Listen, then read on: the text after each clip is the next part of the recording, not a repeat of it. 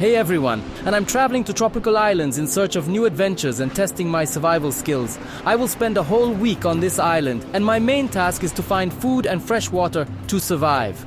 I will make a primitive spear for underwater hunting. I'll encounter real danger in the wild jungles, and also make some improvements to my cave for a more comfortable stay.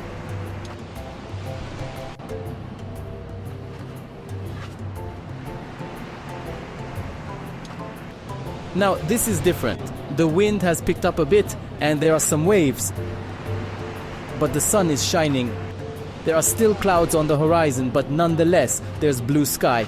And the water will be clearer, giving me better visibility. So, it's a good moment to test my spear. Let's go!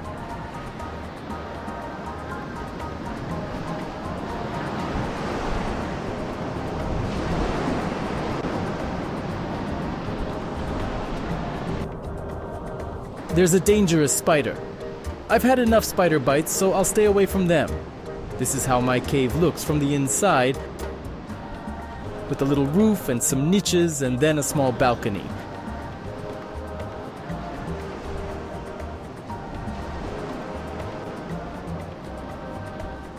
Here's the ocean and another big roof that protects even in the strongest storms.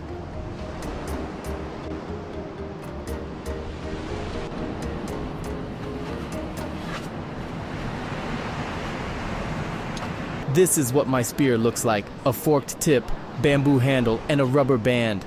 I can't wait to test it underwater.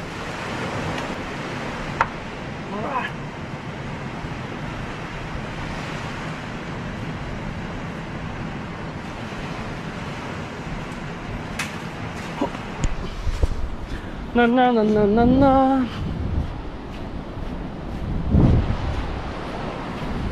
Taking off my flip-flops.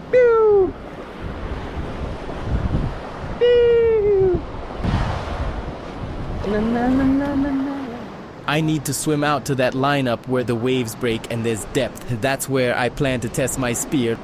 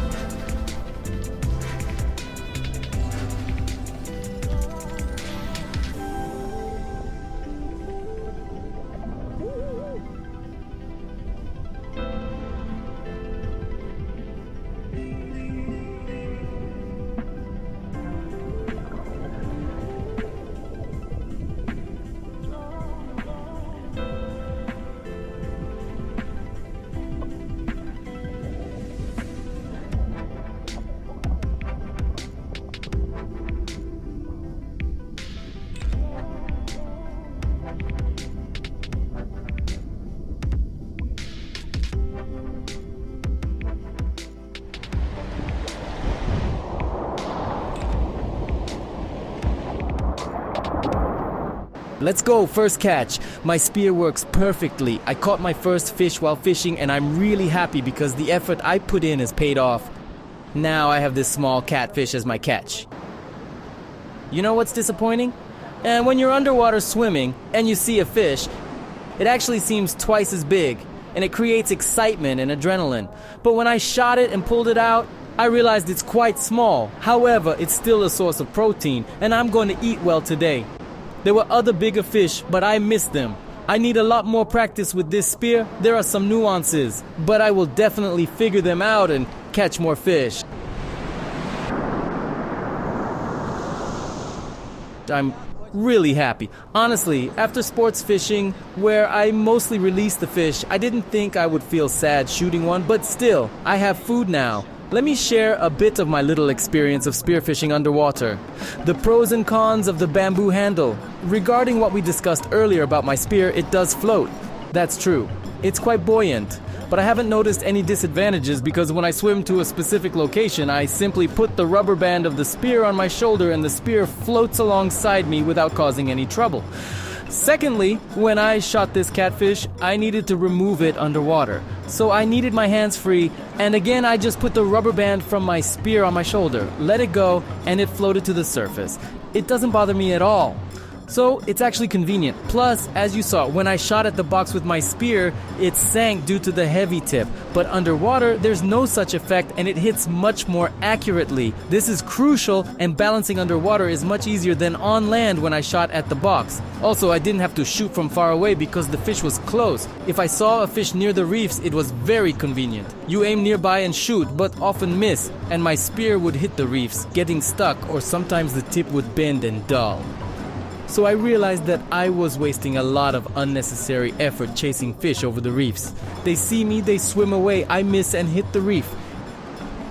It's smarter and easier to look for small caves, dive down, and when the fish is there, either trapped or just hiding in the den, it's easier to catch them. And a fairly large fish can simply hide in the grass, thinking you can't see it because its face is hidden in the grass, including its eyes. But when you're above and during a wave or current, the grass sways, revealing just the back of the fish hidden in the grass. I spotted that fish too. I saw its small tail hiding in the grass, and I just swam from above and shot it, as you saw. Yes, I shot the fish while it still had strength. It broke free from the fork, but then I finished it off. Unfortunately, that's a characteristic of my spear. I have to chase the fish and finish them off later. But overall it works. The effectiveness of this spear is very strong. Honestly, I didn't expect it to shoot like this. It hits very hard. I saw a big fish, I don't remember what it's called. It was all blue and enormous, but it was at a far distance. So I'll need a spear gun for that, I think. Anyway, hunting with a spear is a very interesting thing. Actually, it's not difficult, just need a little practice and I'll become more accurate. Enough about the text. Now I'll move from this cave, because there are no dry woods here. I'll go look for dry wood, start a fire, and cook this fish so I can finally eat properly.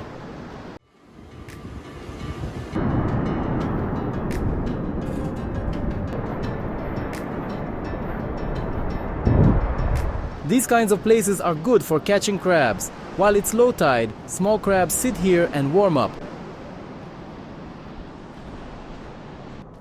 That's how these small traps are formed for small fish. You mentioned I should make a trap for fish in case of low tide, and nature managed it without me, creating many of these small pots where small fish and crabs get caught. But today I have a good catch, so there's no point in getting distracted by these small ones, but I'll definitely catch some more later.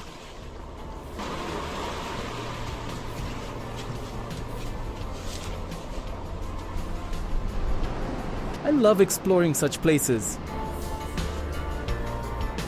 I will take the catch and go to cook it.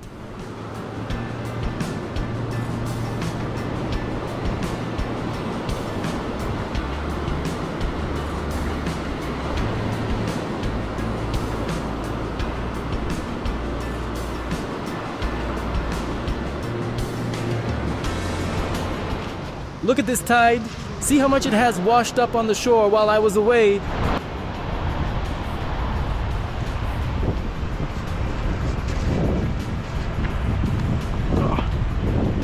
Here are some fish traps for you, but there's more trash here than fish.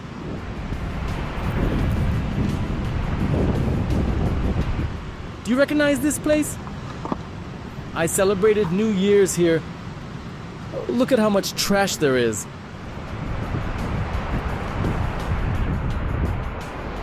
Wow, this place has changed a lot during the time I was on sick leave. There's so much stuff here. Some of it could be useful for building something, but it's overwhelming. Look, the first guide is already here. And the second one is thinner, which could fit inside the frame to add some flexibility to this bed. I can also use this thin one to make an underwater gun. In general, bamboo is abundant here. And you can let your imagination run wild. Look, there's a string here. And a rope to tie everything together. Some piece of a hanger. Oh look, there's even... How can I reach it? And there's fishing line over there. Well, in short, there's no point untangling it. Look, this is a small fishing rod that I can use. I'll be able to use it somewhere from a cliff or a reef, sit there and simply catch some fish vertically. That's cool. I even have a lure, but I can't really cast it. However, I definitely need to untangle this fishing rod, and maybe there's a hook here too. That would be perfect.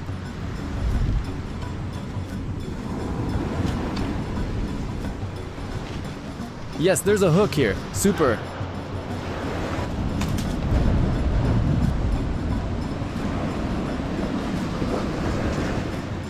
It is just awesome. Look, I have a proper fishing rod. Well, not exactly a proper one, but it's perfect for fishing from some reef or from a rock somewhere on a cliff.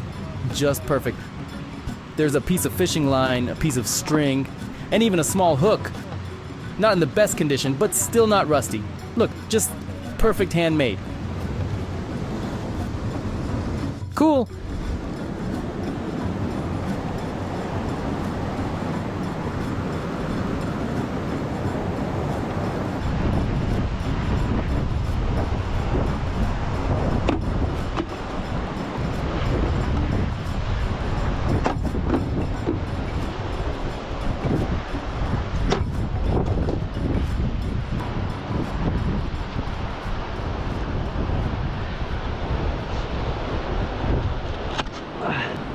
Here's a ready plate. We just need to rinse off the sand, and there's a plate or a frying pan. Let me see.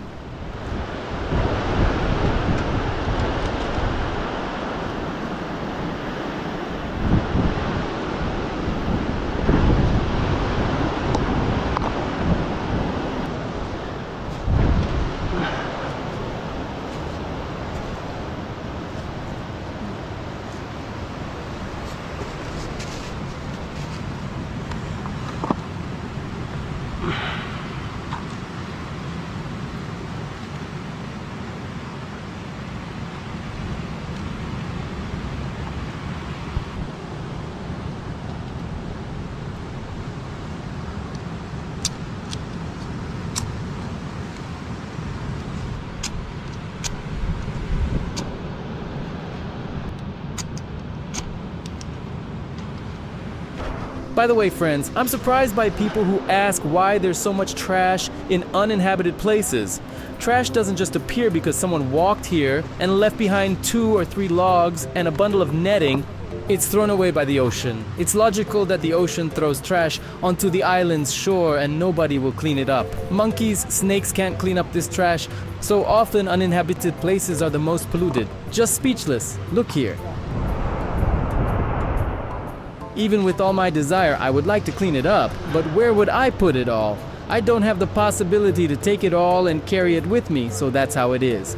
Only with the tide, only when the water comes to the shore, it leaves all this trash here.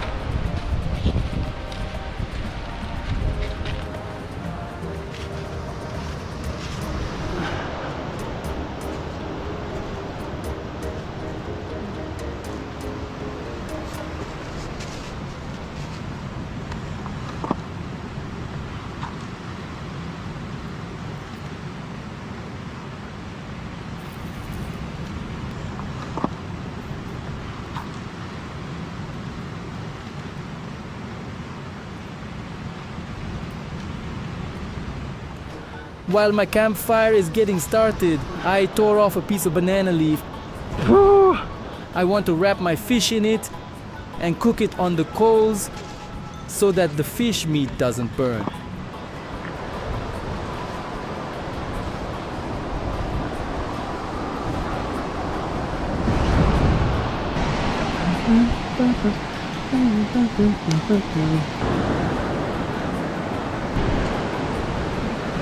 And so I'll pack my fish. I'll take this banana leaf with spiders. It won't matter in the fire. That's how I cut this piece.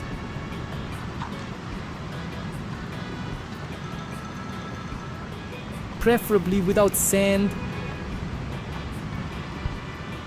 I remove the head of this fish because there will be a lot of juice in the banana leaf. I don't think it's a good idea to cook it with the head.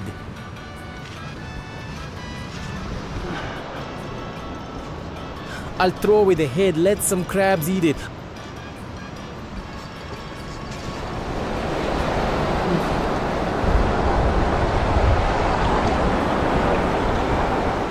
A bunch of sand in the stomach. Looks like this catfish filtered the bottom well.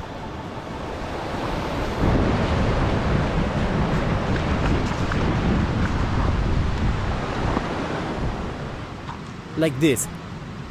Now I wrap it tightly like this.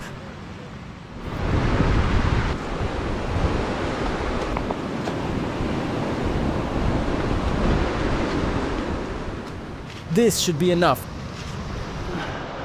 Now I need to secure it. I'll take a bamboo skewer.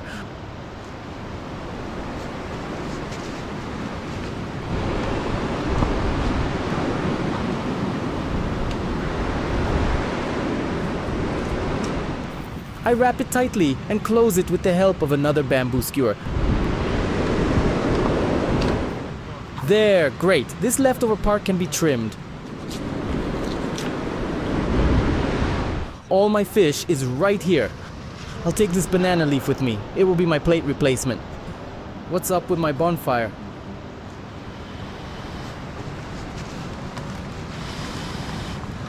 Well, good.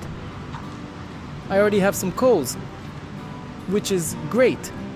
So I'm spreading it apart on the sides, lowering the charcoals a little bit. Starting a fire is actually very difficult, my friends. Everything is damp, wet, and salty, much harder than doing it in our forests. The salt definitely complicates the whole process. Okay, I'll put the thicker part down, add a few more coals to the bottom, and we're ready to grill. Nice heat. Now, I'll close it back up with branches. Alright, I'll cover it with more coals. Woo-hoo! And let the fish cook slowly.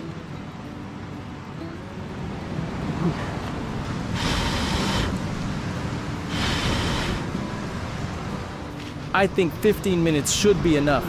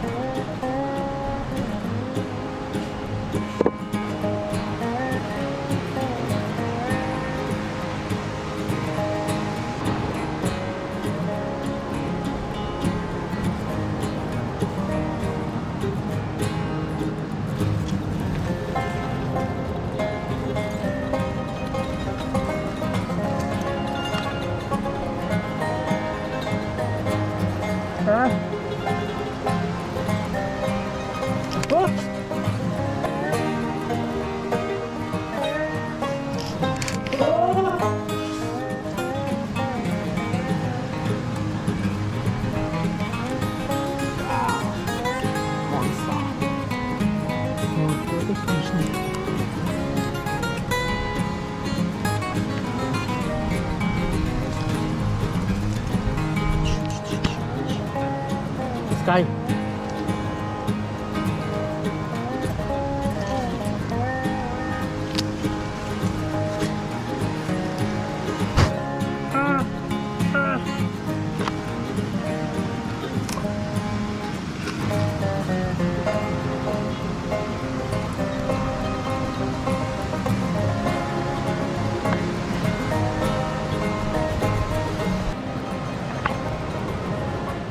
Hey, you turned the wrong way. Look at this claw. If I didn't have the fish right now, it would also join me by the coals.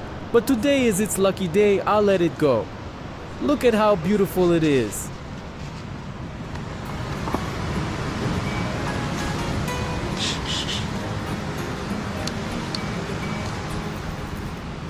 Even now, it's biting the bamboo, such a strong creature.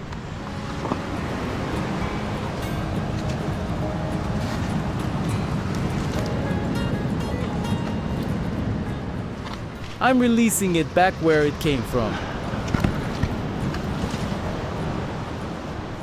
Oh, its claws are strong. It grabbed the bamboo and started crunching it immediately. It's lucky I caught the fish today. Otherwise, it would be baking in this thing along with the coals.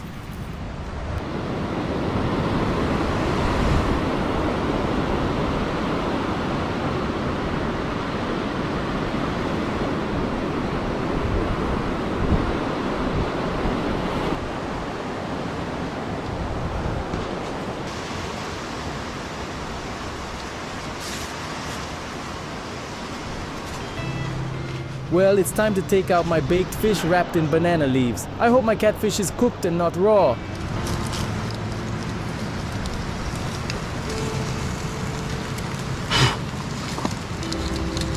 Something is crackling inside.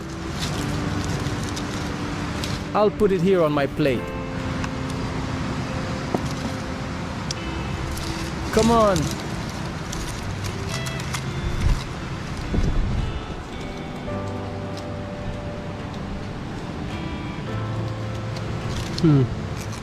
Looks edible.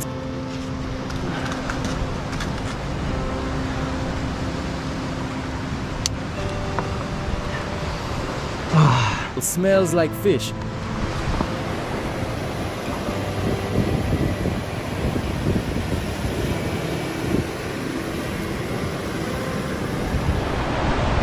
So, this is what I've got, my friends.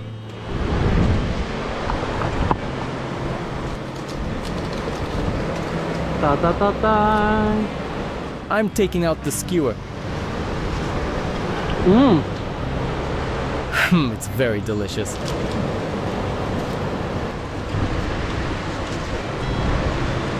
Opa. Looks quite appetizing. Slightly hot.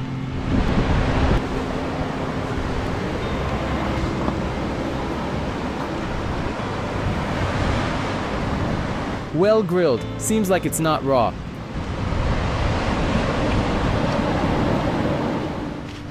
Tasty.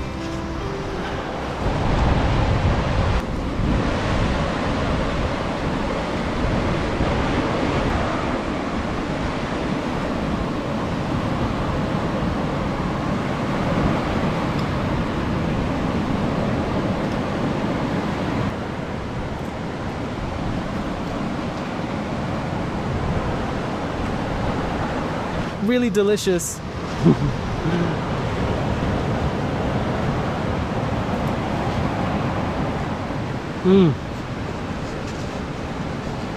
And it's well grilled. Look at it, excellent.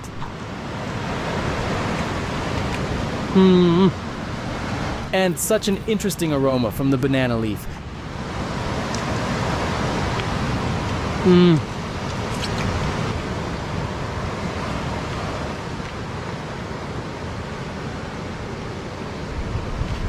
Yes, this is it.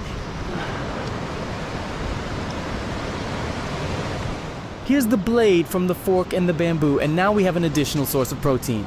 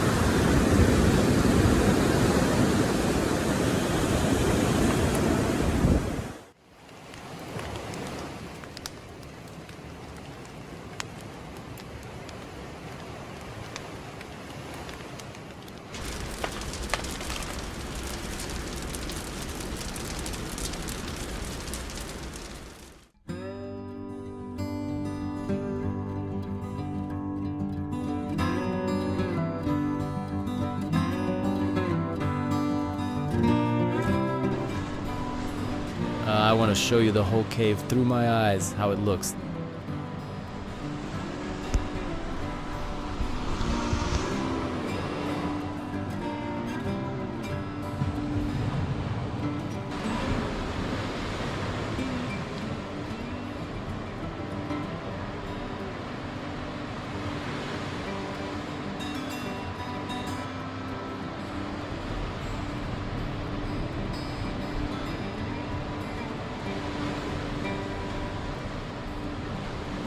There's no wind, the waves are small, so the water should be clear. I'm taking my spear and going back into the fight. During low tide, the water level significantly drops, and because of this, fish come closer to the shore. This is especially noticeable during spearfishing, but so far I have not encountered any lobsters as an example.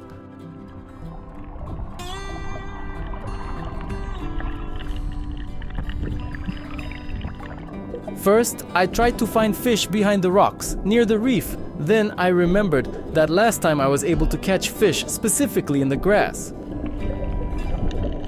So this time, I decided to stick to this strategy and calmly drifted over the grass, looking out for fish. Look at my very interesting find. It's a skeleton of a pufferfish or balloon fish. I would have never thought that it had a spherical shell and it's combined with a honeycomb-like structure. Most likely it was thanks to these combs that it could inflate in size when threatened. The further I swam from the shore, the stronger the current became. Sometimes I noticed that I was just swimming in place, and the current was carrying me out into the open ocean. Therefore, it's important to understand in which direction the current is moving and swim across it, not with it or against it, to escape the stream. And the main thing is not to miss this moment, because when you're immersed in the process of spearfishing, in just a few minutes, the current can carry you out to the open ocean, where without additional equipment, it will be very difficult to resist the current and return to shore. Sometimes, very large shoals of fish swam past me, but getting within shooting distance of them was simply unrealistic. In these shoals, I always saw big fish, but my spear could not reach them. And thoughts about the need to make a spear gun for spearfishing began to visit me more and more often. Here's my second interesting find. Something very similar to the sea cucumber I cooked during my survival on an uninhabited island in Cambodia. But this specimen looked more like a zucchini rather than a cucumber. If anyone knows what this is, please write in the comments. And can it be cooked and eaten? This specimen was huge, about half a meter. If it's edible, that's good.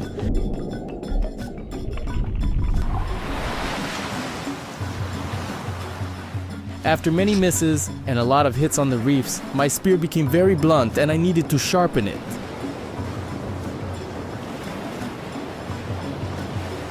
I sharpened the tip of my spear with the file that is in my multi-tool, but if I didn't have it, as an alternative, I would have used any flat stone.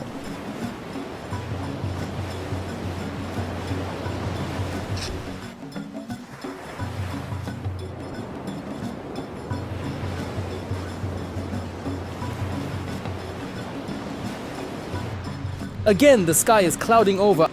I can feel a strong rain is about to start as usual. But I have this dome over my head, a whole umbrella. A big cave. You can easily hide from the rain here, and I hope you can see. Over there is a big cave where I'll make a fire and warm up. The ocean is relatively calm, the water is clear. Sometimes the sun comes out. I need to get going to explore. In my last video, during an underwater hunt in the grass, I managed to shoot a decent fish, which I then cooked on a fire in a banana leaf and had a good snack, but that wasn't enough. I'll go hunting further.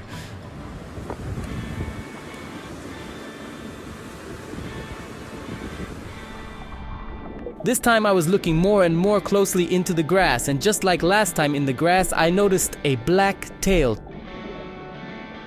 Took a breath, loaded my harpoon, and dived to look for a fish.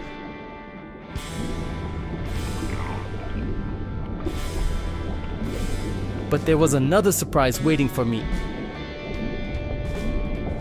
It was a moray eel, very angry, aggressive, and dangerous fish, which can easily bite off a phalanx of a finger to a curious diver or an inexperienced underwater hunter. With this fish, you need to be careful and keep your distance. Look again, as soon as I moved the grass, it swam towards me, opened its mouth, and thus signaled that it was aggressive. Although it is edible and very tasty, this fish is quite dangerous and I didn't want to kill it. But I wanted to show you its aggressive reaction.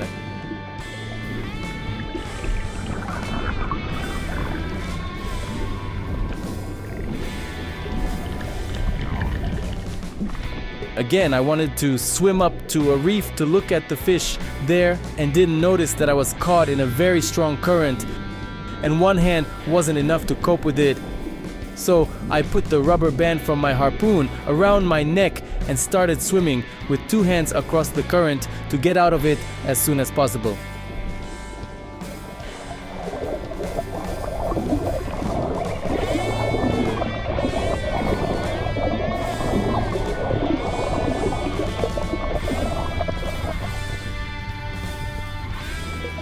I had swum about 200 meters from the shore. The depth here was greater, about 4 meters, and I came across another underwater pumpkin.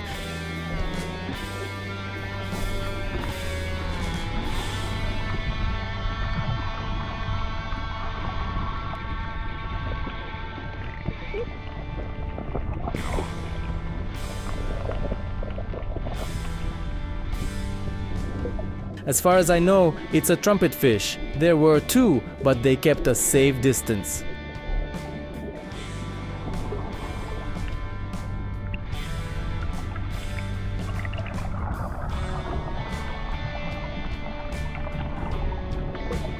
While watching the fish under the stone, I noticed something very interesting. It was a lionfish or lion scorpion. This fish is poisonous and deadly dangerous, so it's better not to touch it with your hands. And here are some other unknown creatures to me, which look like pencils located in water completely vertically. I don't know what it is, so please tell me in the comments, but most likely it's some kind of fish. During low tide, I noticed that I didn't encounter any lobsters on my path, and now on the way back, when I was swimming closer to the shore, where the depth was about 1.5 meters, in a burrow, I found a small lobster. I won't tire you out. I spent about 10 minutes on him in an attempt to get him out of the burrow. But all I managed to do was just break off his antennas and surface with them in my hand. This time my underwater hunting ended without any catch, but I promise you in the next video I'll make up for it.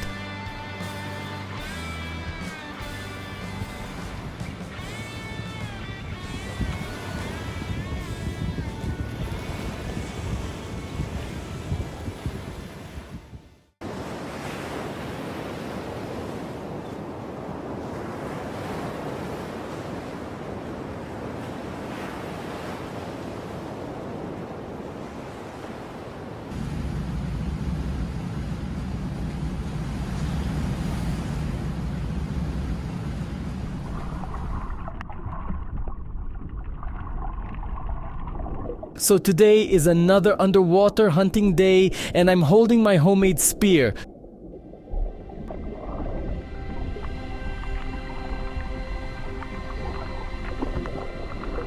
Got the first hit, but the fish didn't stay on my spear and swam away.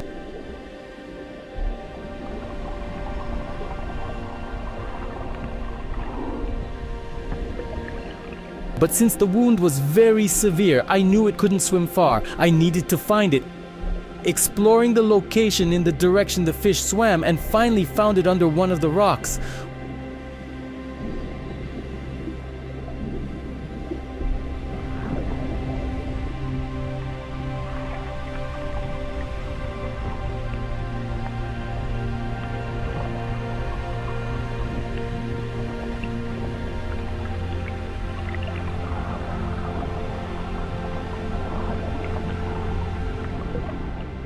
With the second shot, I finished it off and it ended up on the other side of the rock. It was already dead, so I just picked it up.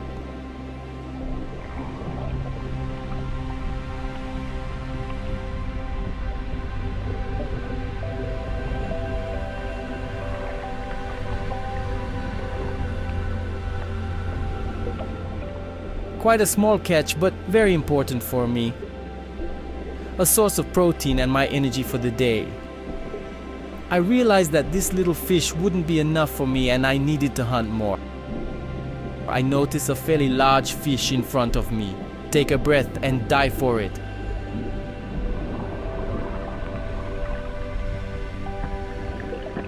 But at the most crucial moment, my spear breaks down. Namely, the rope tore off from the rubber band, and during one of the misses, I hit a reef and knocked off a piece of the tip of my spear. Now my spear needs repair, but I decided to dive a little more, but without a spear, to explore the underwater world in this location in more detail. And in front of me, I notice a very beautiful but deadly dangerous fish called a lionfish. Swimming a bit further, I meet two more lion scorpions. But as I understood it's a male and a female, they stayed close together, but one fish was brightly orange and the second was more dark with yellow spots.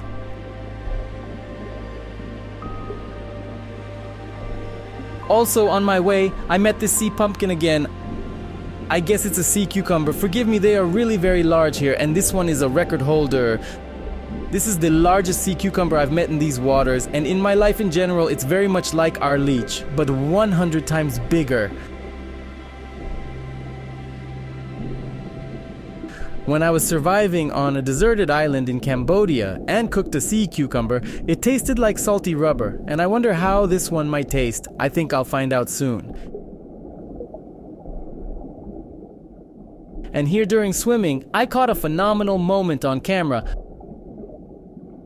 Let's watch what happened again. An eel jumps out and grabs a small fish and drags it like a snake into its hold.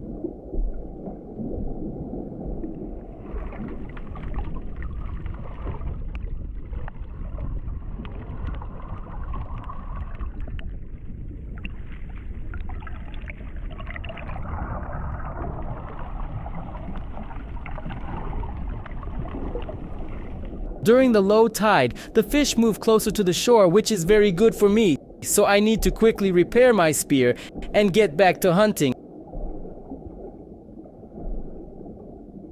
And for now, I need to prepare the fish that I just caught.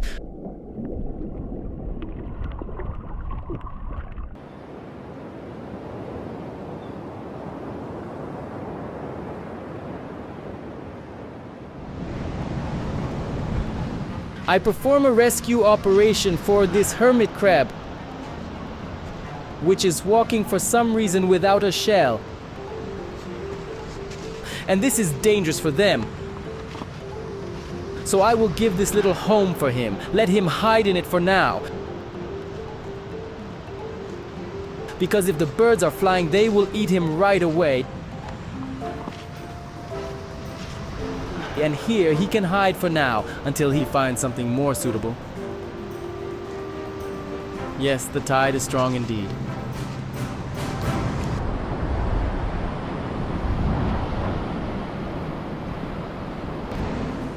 First off, I need to clean my dried up fish, my catch.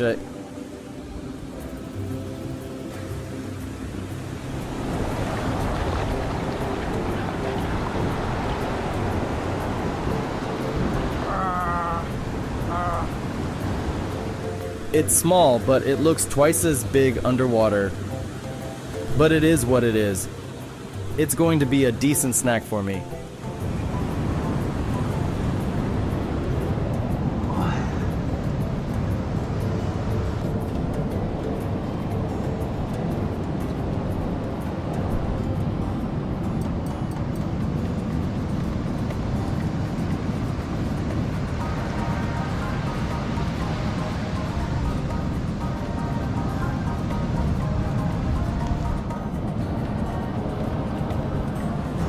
Now I'm going to wash my fish, put it on the fire to cook, and won't waste time.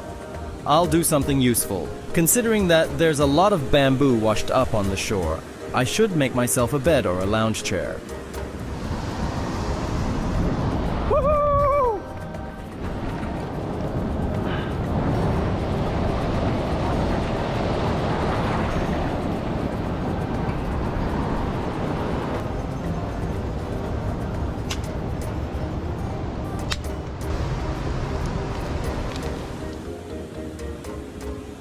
After the rain, these leaves are the best cover from the rain. Moreover, they hang and get blown by the wind, meaning they're probably quite dry, and I can use them for my fire. There's a lot of very wet wood around, and that's a big problem for me. I need to be careful picking this grass because it's very prickly.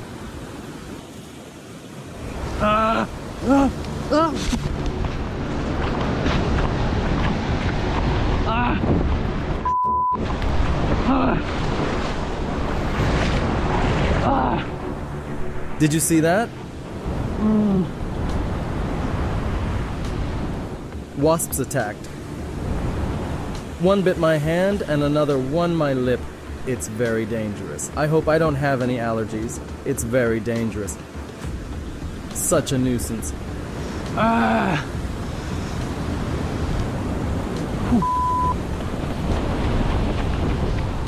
You see, those are wasps and they're flying after me. Damn, I've really got myself into trouble. What the heck?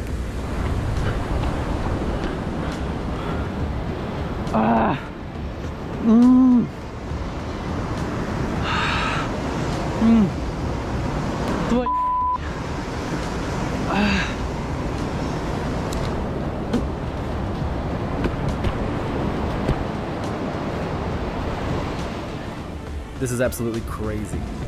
I stepped on the wasp 3 times and it still flew away. It's surreal. It hurts so much. It's horrible. What a disaster.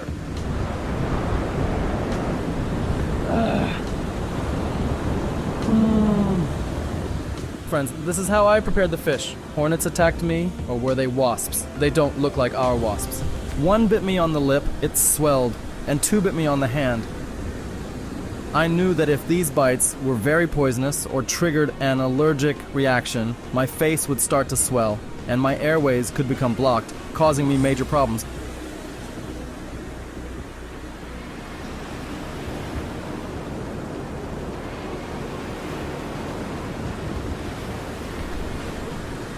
I don't know if they could be very poisonous. It could be dangerous to my life.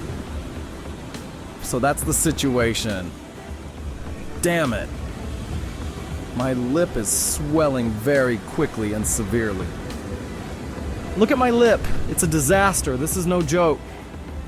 This is really bad. Just really bad.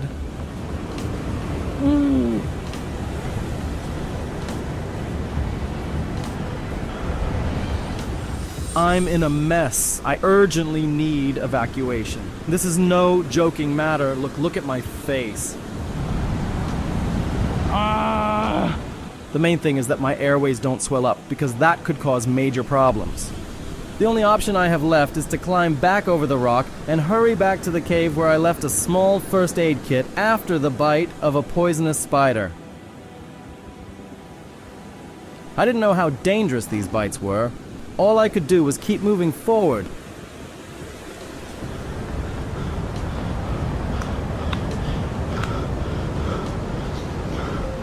This is crazy. This is serious. No joking matter. Need to hurry up. I don't know, but I'm trying to run. But I'm afraid that it might speed up the spread of this venom in my blood.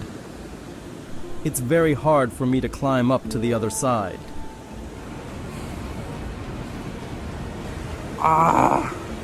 It hurts terribly. Well, I must not waste time. Let's move on. I started feeling dizzy from suddenly starting to climb upwards. I hope it's not the result of the bite.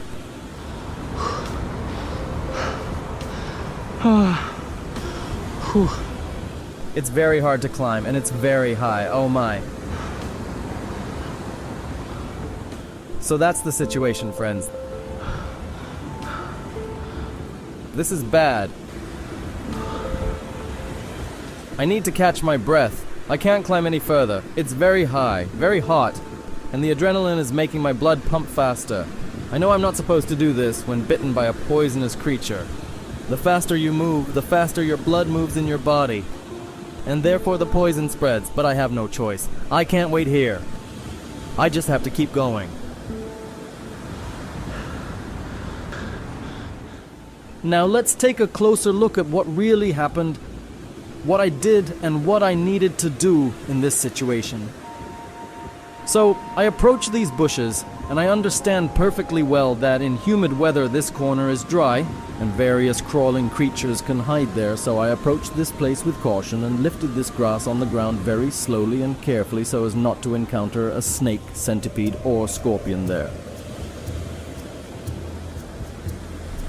Also, I noticed a hole in the sand, which means there were some burrows. I also paid attention to them, but I didn't consider the possibility that danger could come from above. I wasn't prepared for that. I indicate that the grass is dry enough and I can use it to light my fire. I take out my knife and start cutting the grass.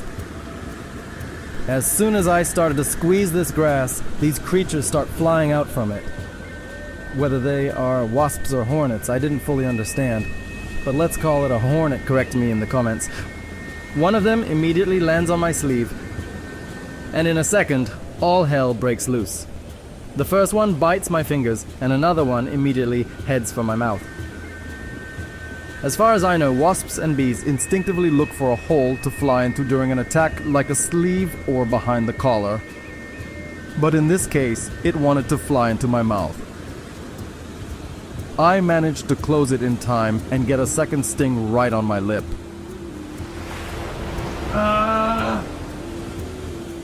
Before I could fully comprehend the seriousness of the situation, I start running, not noticing that I'm running away with a hornet on my sleeve.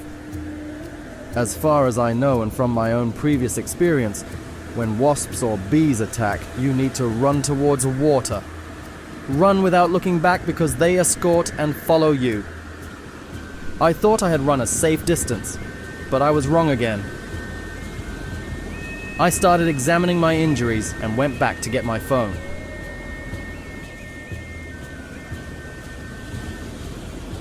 I looked at my face, looked at my lip, and at that moment a hornet flew off my sleeve next to my head. Carefully examining me, gaining speed, and attacking my face. I managed to dodge in time, swat it aside, and start running. Then I noticed another hornet sitting on my phone screen. This time I realized I needed to keep more distance and run towards water. Did you see that? I reached the water and realized I couldn't dive because I had my phone in my hand. So I just went deeper into the water and moved as far away as possible just to be safe. I don't know why, but I went to the left and backed myself into a dead end. I guess my survival instincts were missing at that moment. When I had moved as far and as far away as possible, I sat down to catch my breath and assess all the damage and what just happened.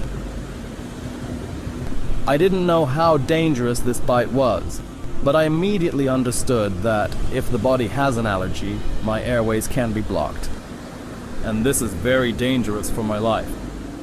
That's why I kept checking my face more and more often, and how it changes after a bite. I think I was safe now, but at that moment I get another bite on my arm. Immediately knock the hornet into the sand and stomp on it with all my strength. I weigh 80 kilograms. After that, the hornet flies up and starts to fly away. A second and third hit, but it starts to fly away. And here, with all my strength, I surely make the fourth hit. After which it still takes off. This is some Terminator Hornet. I was really shocked. I stomped it into the sand with all my strength 4 times, but it just flew away. Now my only mission is to get to the cave as quickly as possible and use the first aid kit.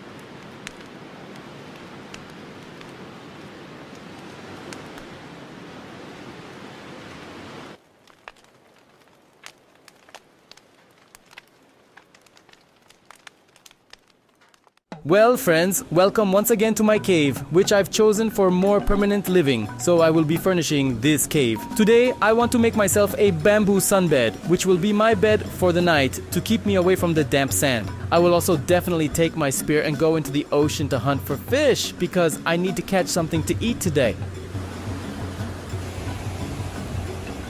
Well, do you recognize it, friends? Yes, it's the shore where I celebrated my new year. I think the idea of burning trash in a bonfire is simply pointless. I can't keep up with it all.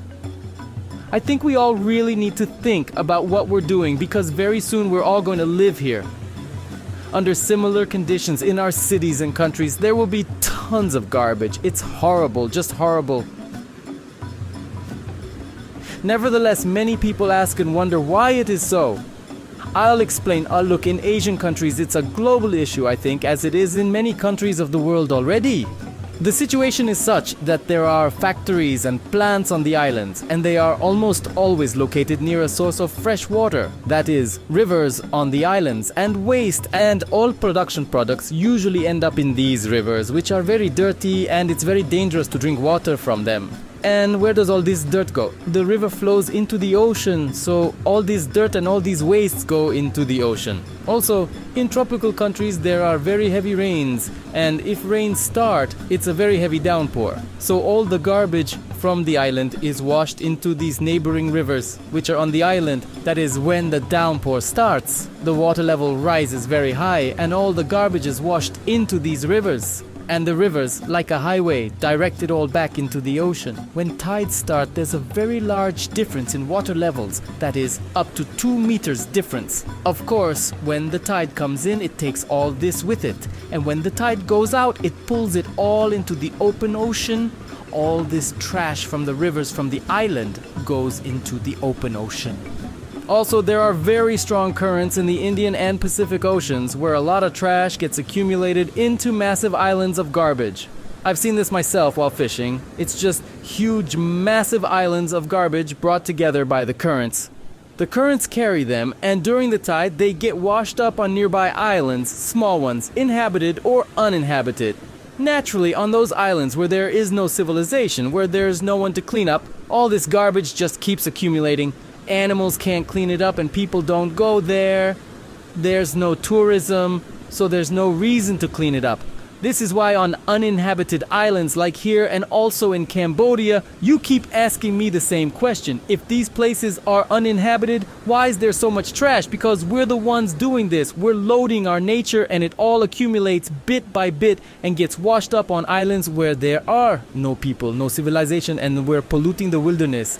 So, friends, before you write something mean or get angry at someone in the comments, just think about the last time you were relaxing somewhere in nature, in a park or fishing. Did you pick up all your trash? It would be much more useful than getting angry at people in the comments. So let's start with ourselves and try to take our trash with us after relaxing. And also, if you've collected your trash, don't be lazy. And pick up someone else's trash as well and throw it away somewhere in civilization where it will be picked up and recycled.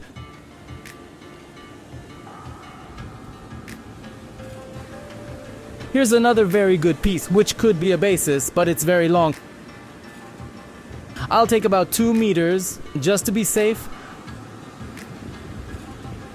I'll cut it off somewhere here. The saw cuts very well, but the blade is not long enough, meaning if the blade was longer, it would be better. By the way, here's a rope that can be used to tie all this together.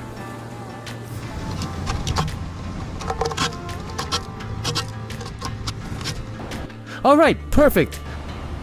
I'll just saw off this broken piece. Good. We need to pile everything up and tie it together. I'll be dragging it to the cave later. Here's a decent rope. It has lots of small strands. Look, if I use this rope, I can later separate it into small fibers, into small ropes, and use them in the cave.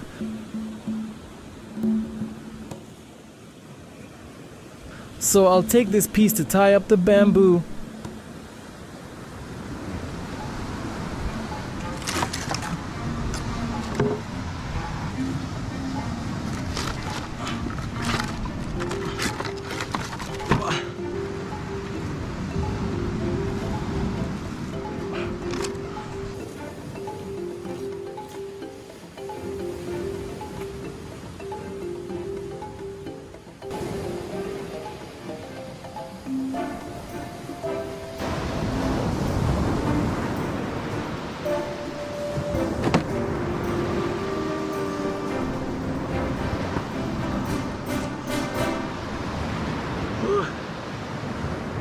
Friends, about the lip incident.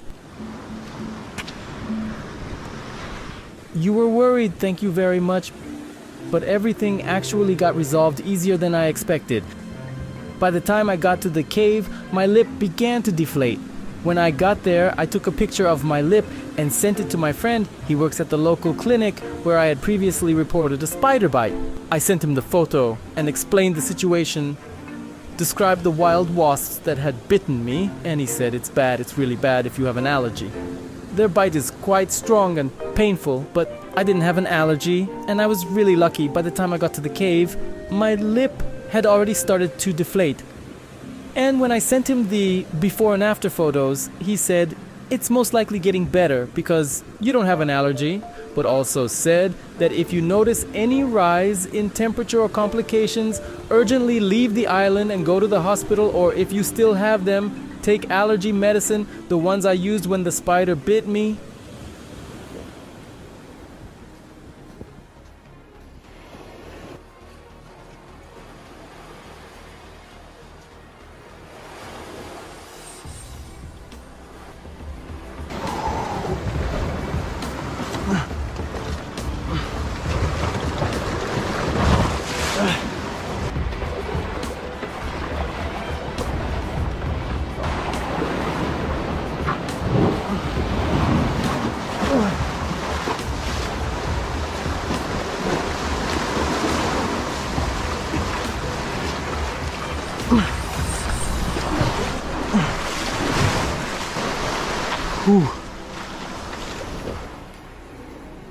Whew, the water level is rising again.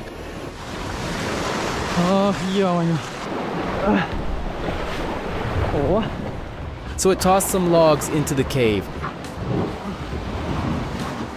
And I see a big bottle. That's good. I can basically make a seat around the fire with the logs and a fish trap with the bottle. Plenty of ideas. Hoga doce hoga.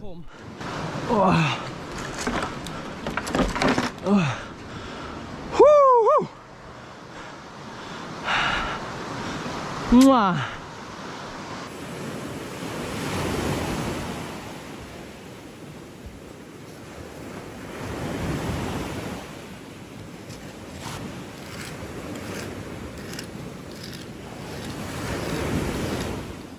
Well, I've finally dragged some bamboo to my cave, so it's time to take a little swim and refresh myself and maybe do some hunting. I need to catch something to eat today, so I'm grabbing my spear and off to battle. The water is very murky after the rain, unlike usual. The heavy rain has stirred it up. I don't know what I'll manage to catch, but I don't have many options, so I need to fish something to get something to eat. So off we go, friends.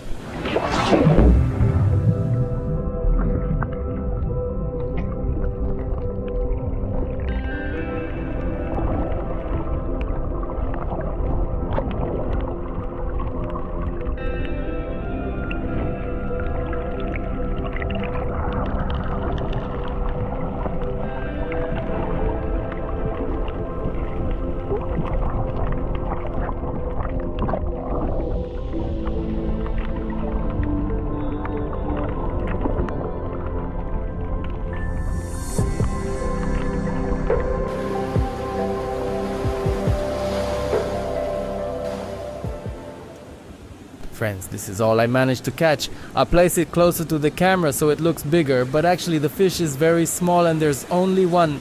The water is very, very murky. You can't see anything from the surface. Only when you go down to the bottom near the rocks. Then you can see something. And obviously, it can see you too. So, I only managed to catch one small fish. At least it's something. I'll cook it tonight.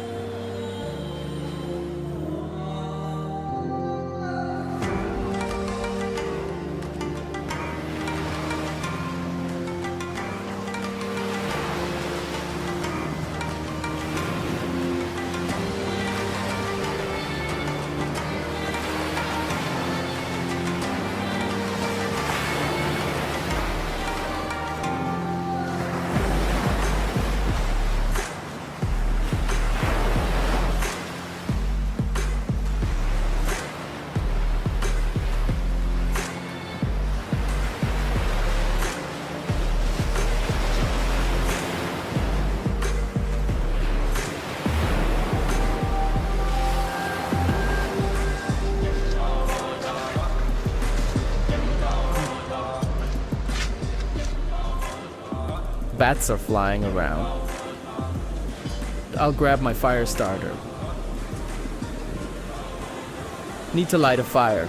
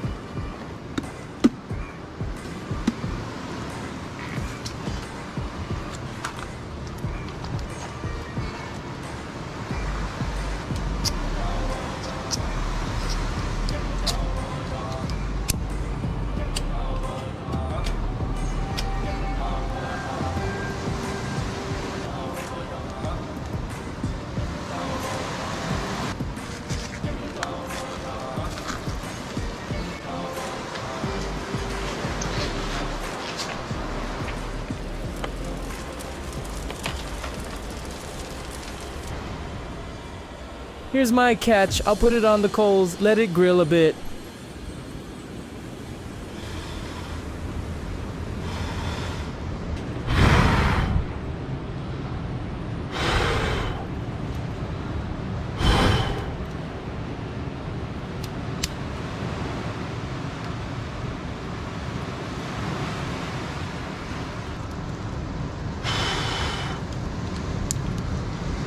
Ow.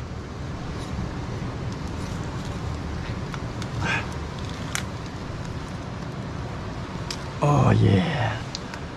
Finally, the fish is ready.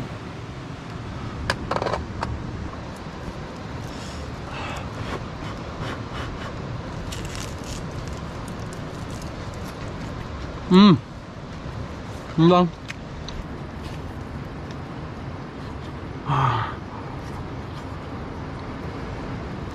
It's hot but very tasty. I'm as hungry as a dog.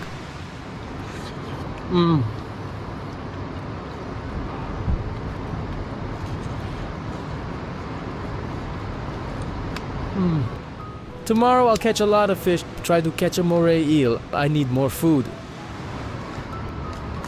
This is not enough. Morally, of course, it lifts the spirit that it's necessary, but as a source of food, it's too little.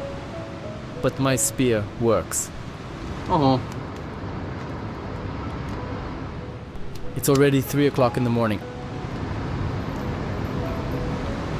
I don't want to sleep at all.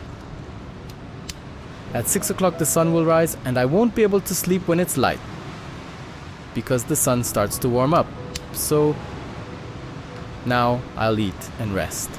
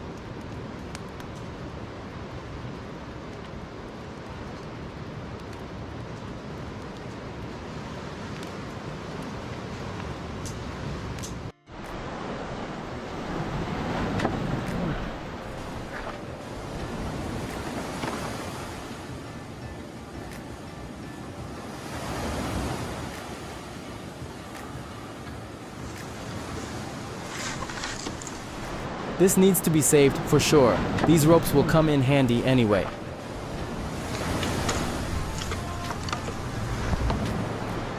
And so, the main thing will be this.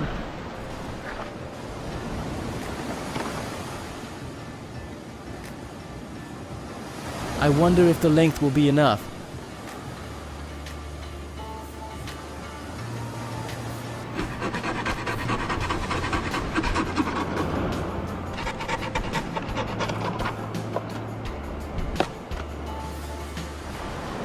Now I need thinner bamboo. This will do. 3 more medium crossbars. I think I need to split this piece into 2 parts. It will be moderately rigid, but at the same time it will be flexible. Yes, like this. I'll split it all in the middle. Great, so I don't kill my knife completely.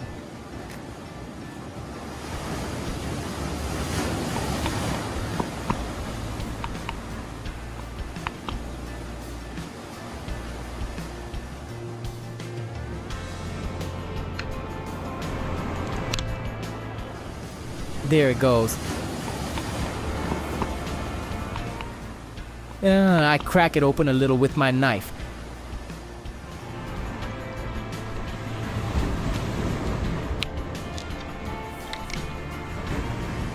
Each bamboo knot needs to be passed like this because a crack goes and then it hits a knot.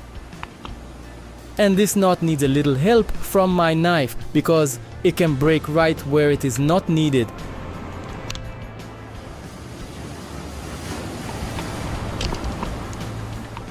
Done. Now I still have 1 crossbar, a second one, and I need 1 more of the same length in the middle.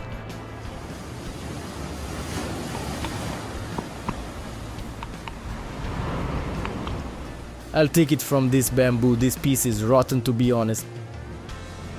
Maybe it's better from this one. It seems to be of the right length.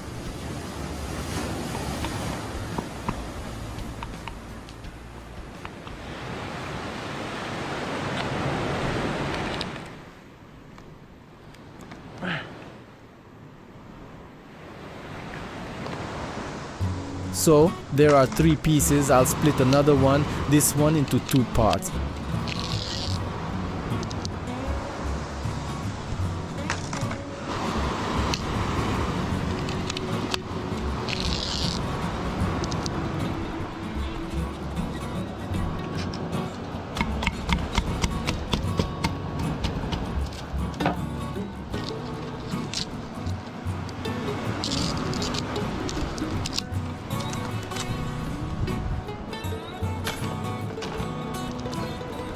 Alright, now I need to weave this inside the lounge chair, then I'll see how many pieces I'm missing and add them. Firstly, I need to choose the more or less live pieces. Here's a good one, and now look, it goes in a checkered pattern. 1, 2, and this way I weave the first element.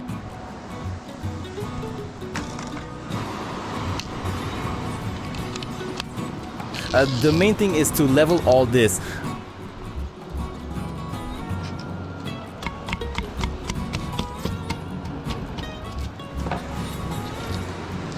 I insert the first element here and it's all shaking now. But if I take the second element and repeat this procedure at once after about 10 centimeters, but in reverse order, then it tightens it by itself.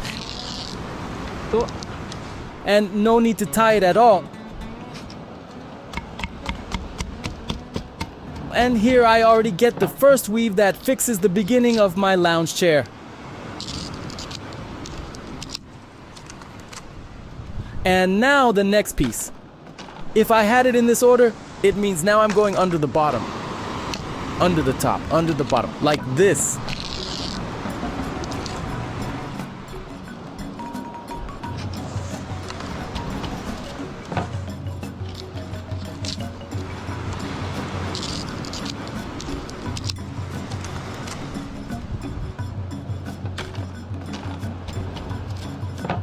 Alright, and now all this needs to be tapped down there and this way.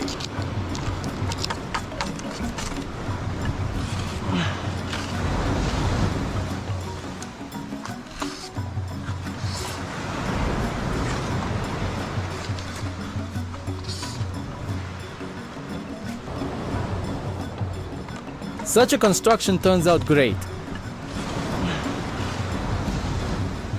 Now it needs to be tied a little at the corner so it doesn't spread, and then I'll reinforce and tighten all this with lianas so I don't fall through. But the base of my bed is ready.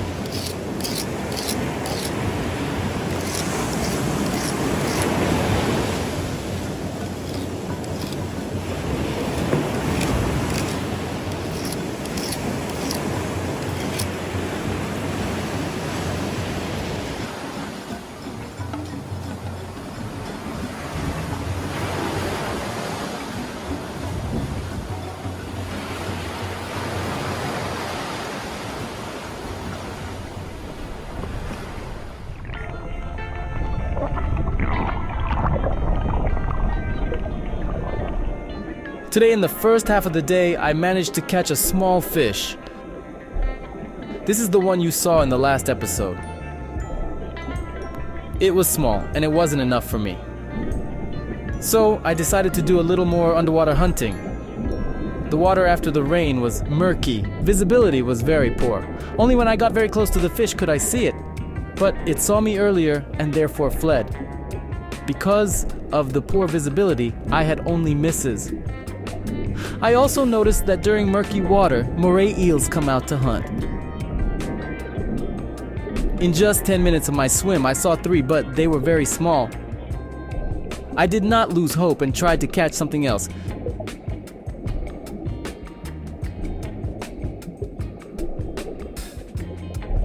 Miss after miss, my fighting spirit dimmed a bit. I decided to finish my hunt and go do something useful, namely, continue building my Dakota fire pit. It will be both my kitchen and my source of heat at night.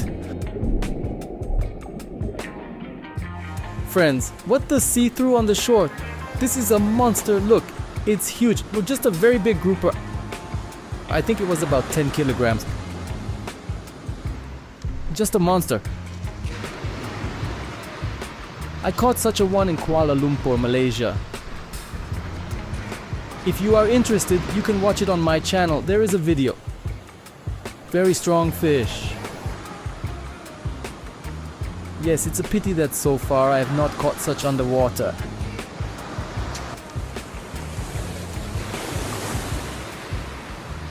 Just a huge carcass of some grouper. If the meat was somewhat fresh, it could be cut off and cooked, but it's been here for a long time. So it's clearly not an option.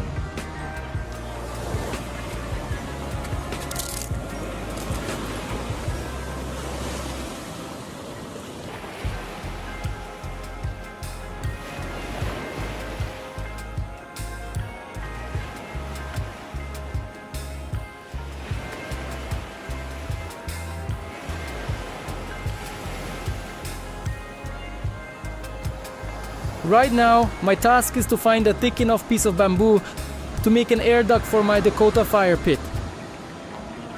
But I can use this piece, make another bowl from it to collect water in. It's very good, thick, reliable. But finding things like this usually isn't good. This is someone's broken boat. I hope the fishermen who were on this boat are okay, because finding pieces like this on the shore is actually a bit creepy and scary. I hope they are alright. I will also gather some coconut husk along the way. It's very good for starting a fire. I have dry branches, but for the start, for initial kindling, it won't hurt. So I also save it.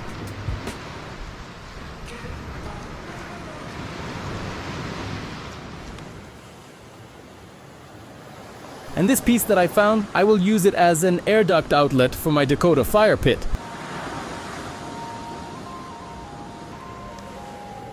It would be good to find an empty dry coconut. I want to try to boil water in it. Whether it is possible or not, I will experiment, try to boil water in bamboo and a coconut. I wonder what this was. And if I find a wide enough piece of board, I'll take it with me because I will need to make an underwater gun.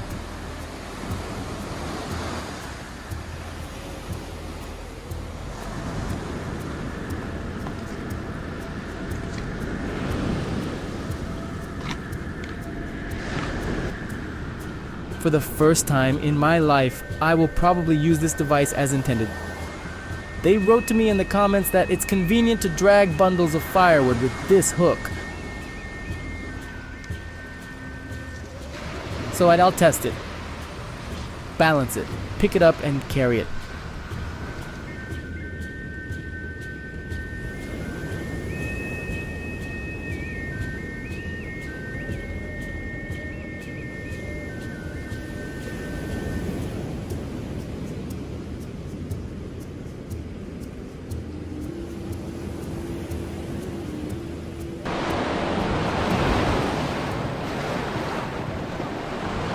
Here I will need to gather vines. Woohoo! To further reinforce my bed, make it denser, and if I manage to make what I want, a strong enough base.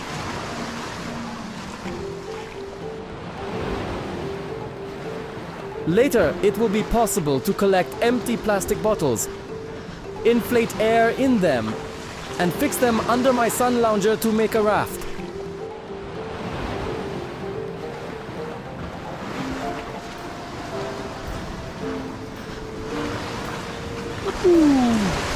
Whoa! Let's run!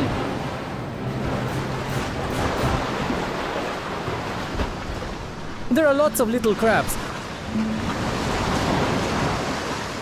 I will definitely make a trap later. Catch them and cook them. Wow, the elements are raging. Washing off my feet.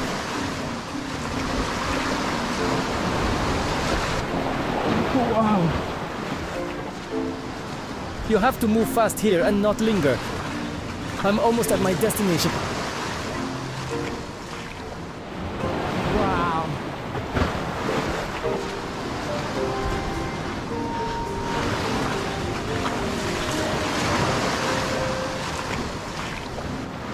I need to wait for a pause now.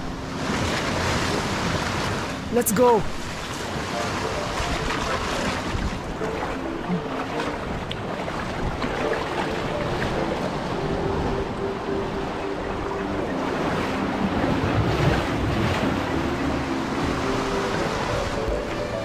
Finally.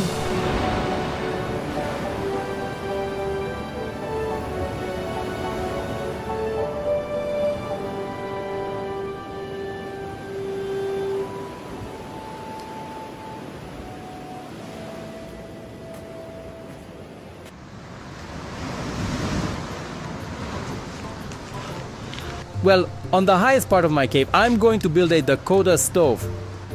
For example, this balcony will be a great spot for my campfire. It's a good place. But when there's a big wave, it can break down my entire stove. Rain should also not reach my campfire because there's a large porch here. The cave is deep and I think it will be just right.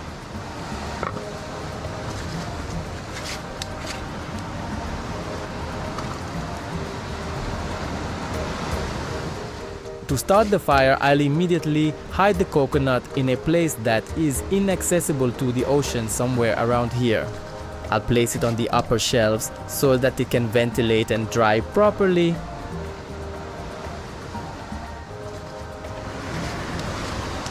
I'll also fold the rope here next to my previous rope in this niche. As for the large bamboo, I just need to break it because it has very thick wall. So there's no point in sawing on it with a knife. From this fragment, I want to make a bowl for collecting water. It's dense and sturdy, without cracks, and it shouldn't let water pass through. The main thing is to make holes here, but that will come later. Right now, I'll focus on building the stove. I need to split this bamboo fragment. The crack has started. I need to apply more force.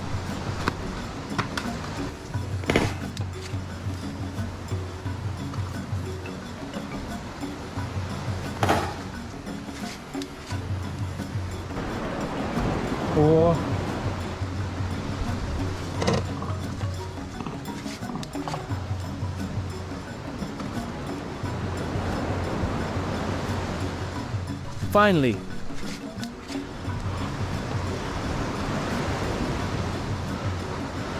it's a very thick fragment. Now I need to remove these small cross pieces from the middle of the bamboo to create a tunnel through which air will enter my hearth.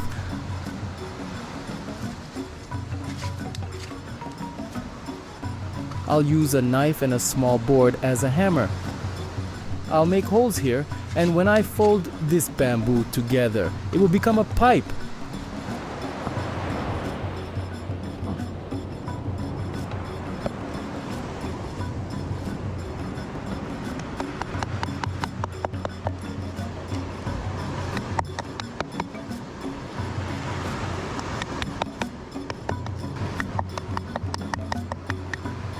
The inner part, this crosspiece in the knot, is much softer than the bamboo itself. I was worried that I might have problems with it, but it's actually quite easy to fix.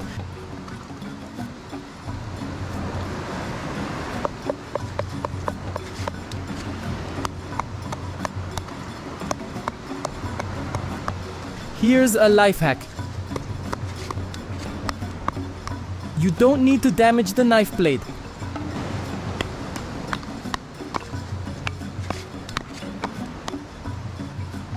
I'll level it a bit to create more holes for better airflow.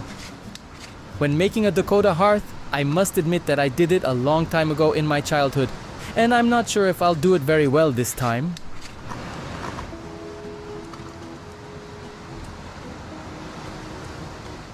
But usually, according to the rules, if the depth of your hearth is about 30 centimeters, the air duct should be at least twice as long, so 60 centimeters or a meter. The longer the better. Even 2 meters would be great to ensure good draft in your air duct.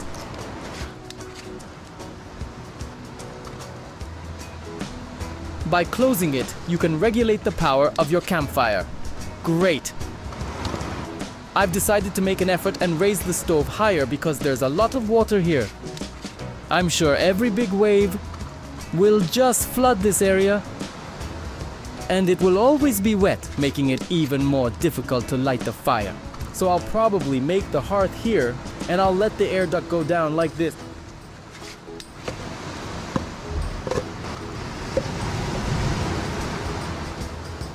Yes, I think I'll create a stone well here, and my Dakota hearth will be inside, cozy and protected from the wind, but with enough air coming in through the air duct.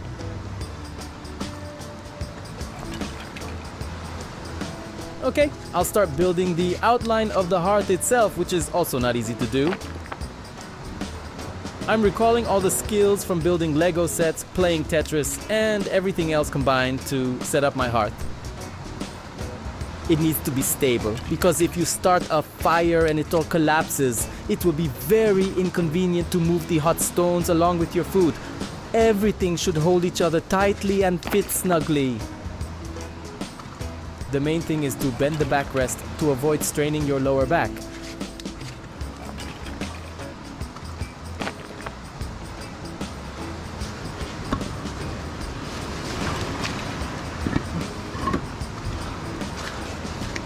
Excellent. I also need to close this opening and raise it so that the air enters from below and provides a draft. This well should be higher and I need to extend the air duct even further. It's just the beginning. Well, at the moment I've created this mini stove with the main air duct going here. And here's the hearth itself. I'll make it smaller so that I don't have to spread the firewood all over the hearth, but rather make a small pile and cook a small fish. I'll try to close it off as much as possible. Now I want to gather some sand and fill the gaps to prevent air from entering through other openings. Only through the air duct. I hope you can see it.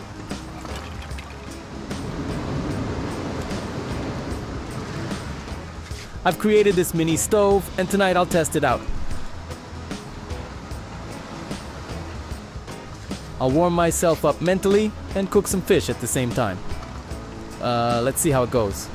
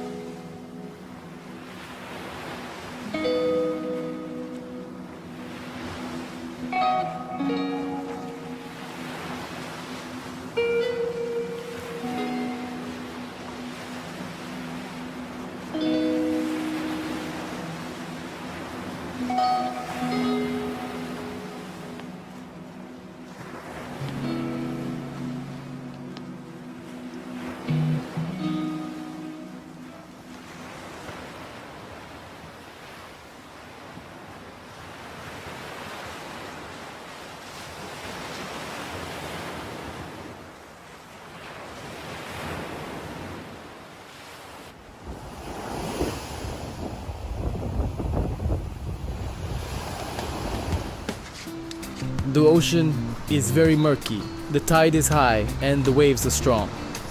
It's challenging to hunt in the muddy water. I couldn't catch any fish today. I've made the decision that relying solely on spearfishing will not work. Therefore, I need to make traps or use the spear for crabs or fish in cases when the water is murky.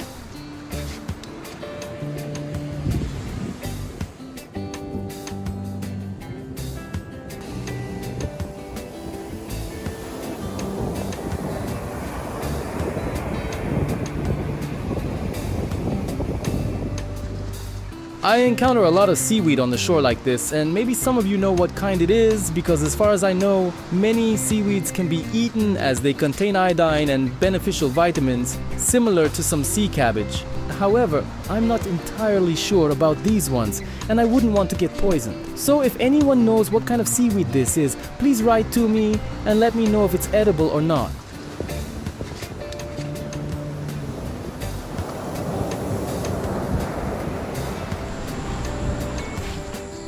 I could gather some vines to reinforce my beach chair. I could use plastic for that, but it's a long and uninteresting story. It's better to look for natural materials. Nature has already provided me with many interesting things. The main thing this time is to be more attentive to wasps, snakes, and other crawling creatures.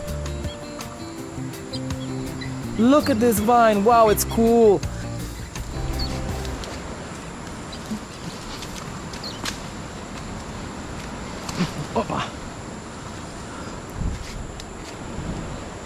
I immediately twisted into a coil. Not too tightly, I must admit, but I think when it dries on my beach chair, it will be a strong frame overall.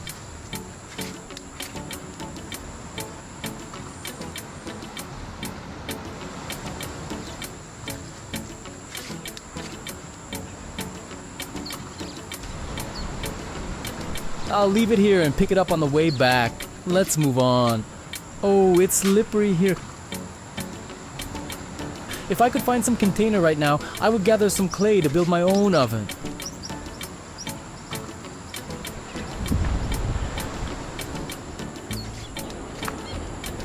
Alright, I need to make some noise so that different snakes and other crawling creatures know that I'm here and it's not a surprise for anyone. Not for me or the snakes. I don't need these sudden encounters. Come here, vine. I need you. I coiled the vine into a bundle.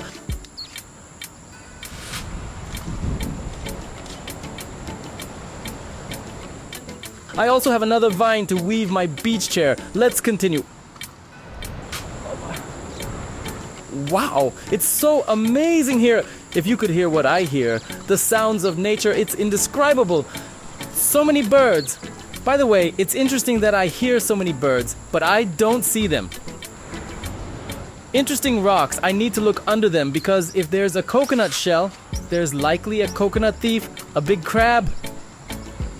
I've seen small ones before. I showed them in a video. They were sitting in seashells. But when they come out of the shell, they grow up to 4 kilograms. Big ones. They love caves and rocks, and they always leave a coconut shell there for additional moisture. So there are no signs of them here.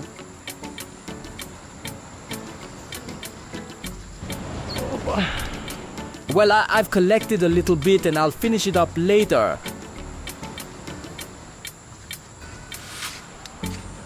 I need to separate them somehow. I slowly start braiding. I'll start from this edge. Vines are much more elastic than bamboo. It's easier to work with. I hope it will be strong enough after it dries and give some additional rigidity to my structure, not just weight. In any case, it will be denser. I mean the bed.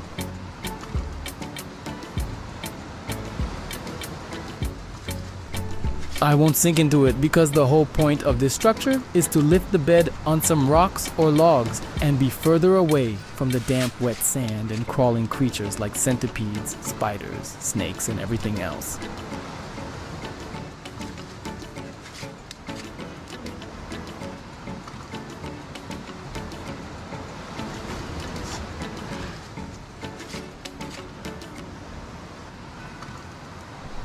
It will be much more peaceful to sleep this way, especially when little crabs crawl at night, and you keep getting startled, wondering if it's a snake or just a crab. That's better now.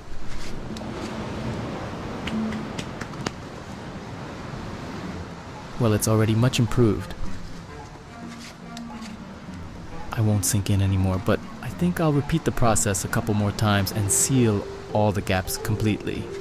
The beach chair will become sturdier and more comfortable, and I'll be able to lie on it properly without sinking.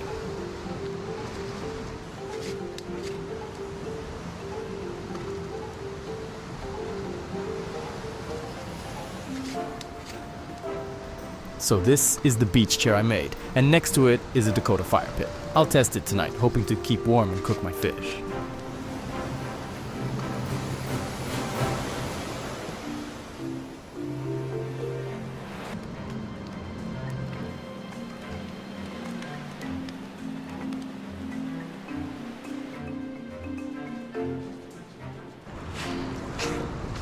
I can't fall asleep at all. I don't know, the sound of the ocean is distracting and I have a lot of thoughts in my head. I decided to spend some time productively, take a walk, maybe catch a crab or a lobster will crawl onto the shore or the reef. There's a very low tide right now, about 2.5 meters from the shore. The water has receded, so there's a chance to find something extra. In any case, I'll take a stroll and then go to rest.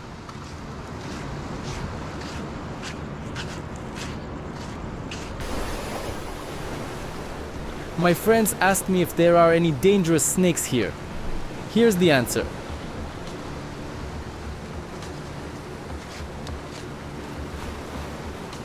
There's a deadly snake called the flat-tailed snake. About 1.5 meters long, black, blue, white in color. I won't touch it, just showed it to you. You need to be very cautious and attentive at night. Stay away from the snake. I've disturbed it enough. I'm leaving. Don't want to cause any problems.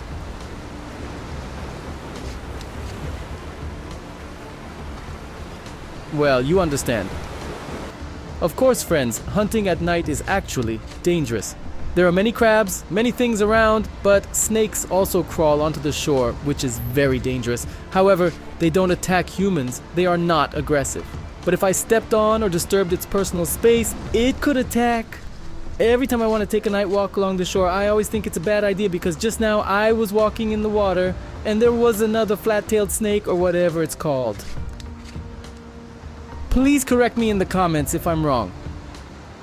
But it was a similar snake, just slightly smaller, black with white stripes and a blue shimmer.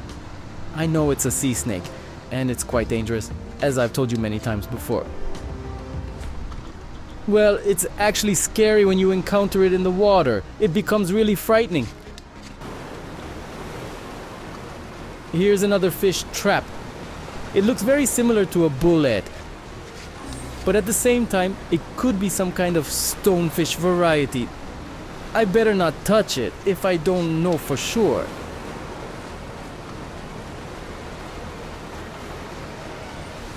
It looks like it's not alive, but it actually is.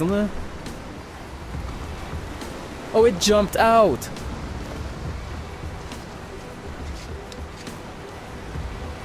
Okay, friends, we've walked a bit, and it's better to rest instead of wandering around at night in the dark water on the rocks. Let's save some energy and catch something for ourselves tomorrow morning.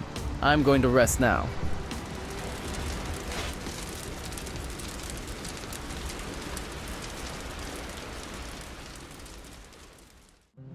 Today my plan was to go to the jungle and gather some vines to make my own fishing trap or crab trap. But, as usual, things didn't go as planned.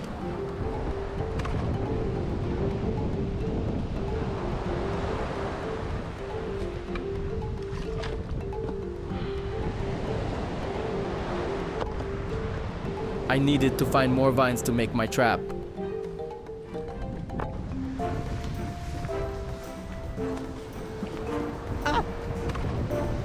Suddenly, a cicada flew right over my head, and there was a grasshopper too.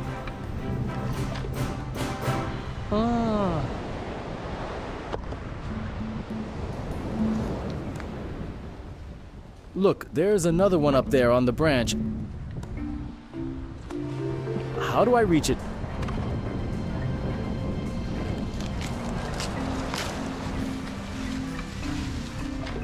Come here, don't fly away. It's sitting there.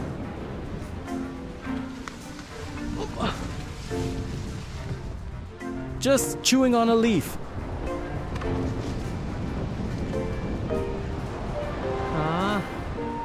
It's good to know that in Asian countries, people eat these grasshoppers as a source of protein. I can use them as bait for my crab trap to catch fish in my fishing trap, or I could even eat them for protein. That would be quite a meal.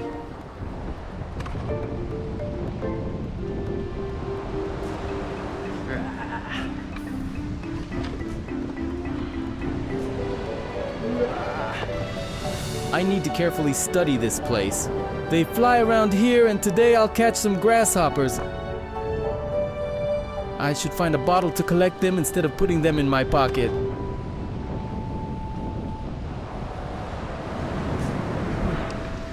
This bottle should do. I'll just pour some water into it for the grasshoppers, and I'll make small holes for ventilation so they stay fresh until I cook them. And they don't get spoiled or smelly.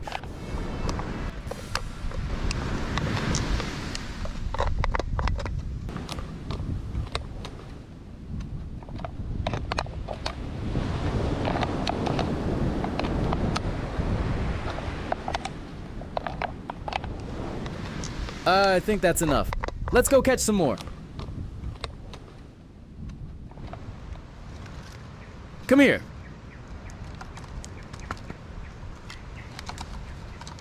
Got it!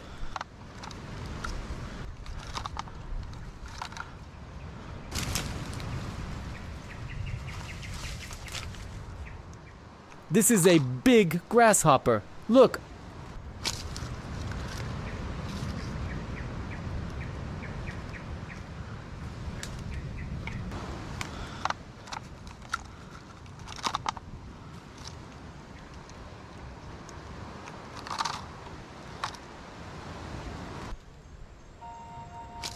I noticed that these grasshoppers are in the grass before the jungle starts, right on the border between the beach and the jungle. When I walk through the grass, they fly into the jungle.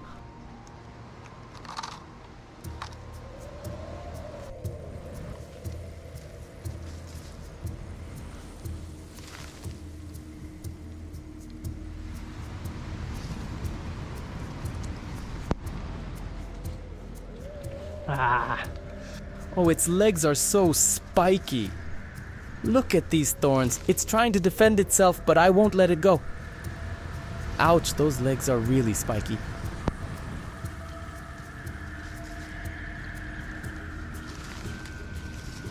All right, everyone, come here. This is the biggest grasshopper I've caught so far. Not bad.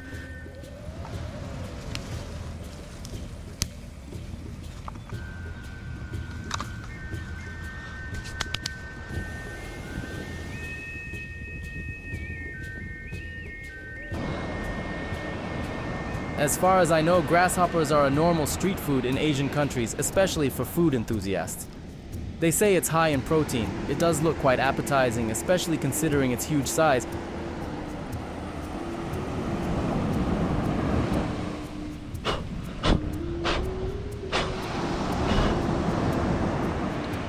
Don't bite me.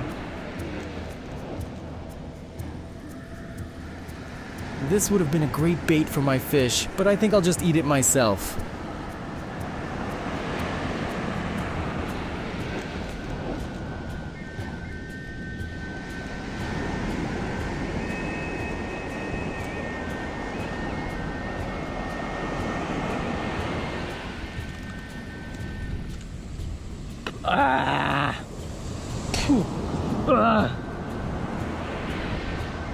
This is awful. The taste is just terrible. I'd better build a fire and try roasting them, because eating them raw is impossible. The legs are scratching my lips. It's just terrible. I won't be able to swallow this. It might get stuck in my throat. I'll roast it over the fire and eat it.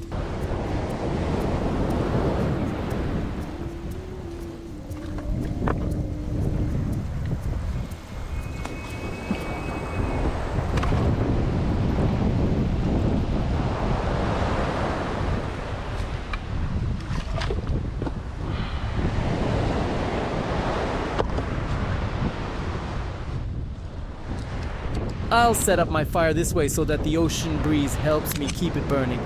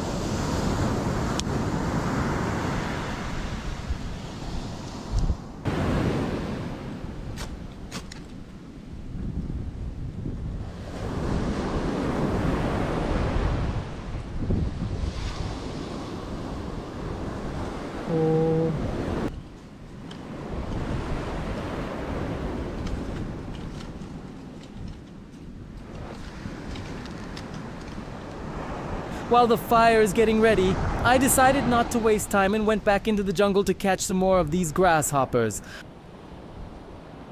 I saw one fly here just a moment ago. Let me find where it landed.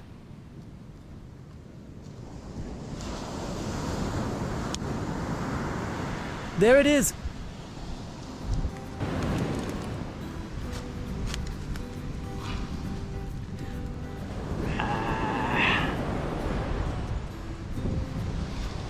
Show me how you fly.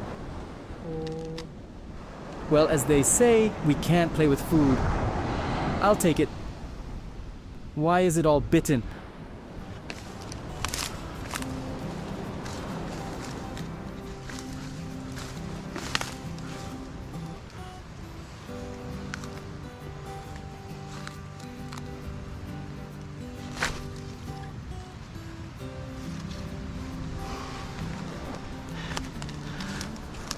I saw one fly here alone.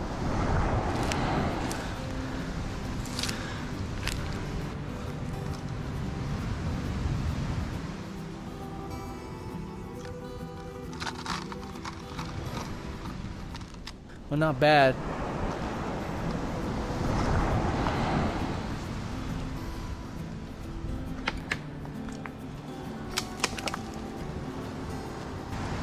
А я вот добираюсь к этому пацану. Опля. Got another one as a bonus. В довесок. Да.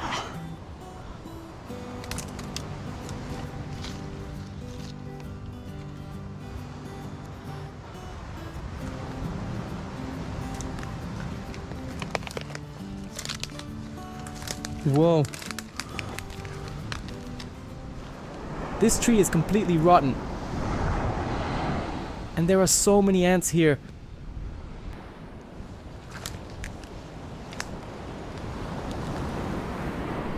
I think I have enough of what I've gathered. I should head back. I don't want to wander around here too much.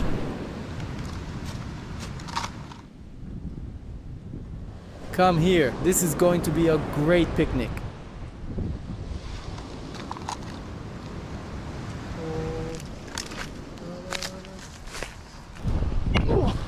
The mosquitoes have bitten me so much, but I managed to get a small portion of protein in the form of these grasshoppers, or maybe they're locusts. Anyway, it was worth the effort, though I forgot about the vines.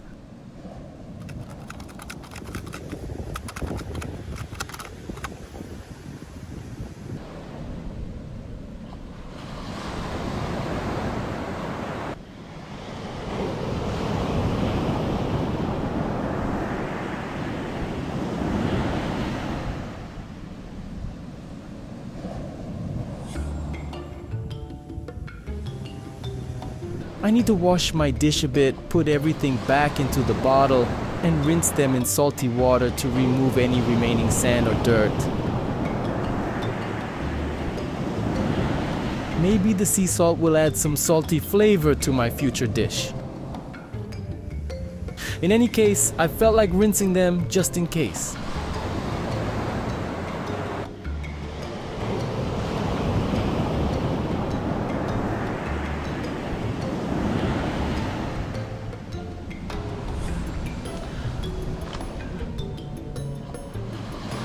In the same bottle, I'll make sure to go far away from the waves to avoid getting more sand. That should do.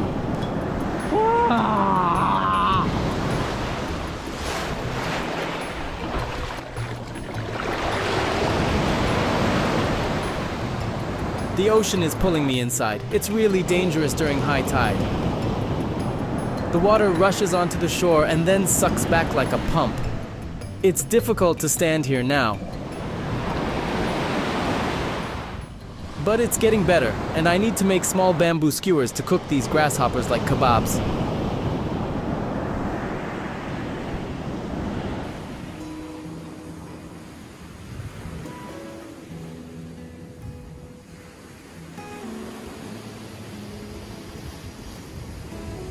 I'm so hungry. Words can't describe it.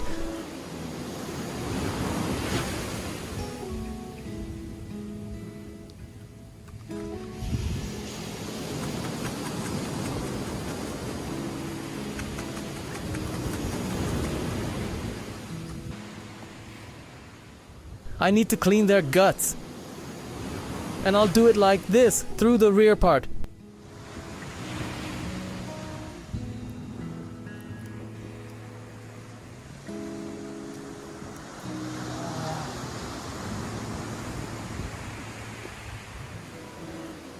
Like a Godzilla of grasshoppers.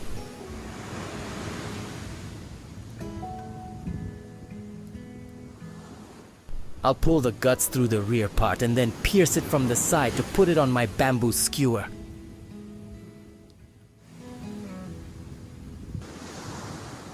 This is how my kebab looks like.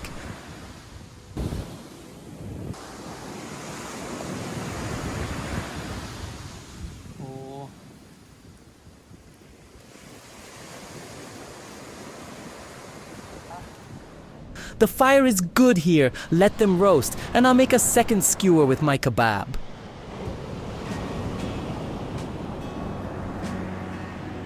It all looks so appetizing. Yum, yum, yum. I can't wait to taste it.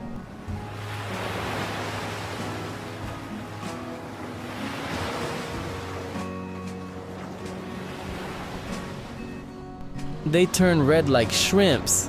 Their color changed.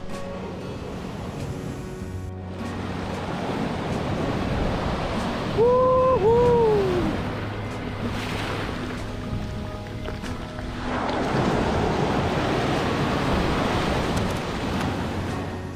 I need to rinse them off the sand because it won't taste good otherwise. They're much better now.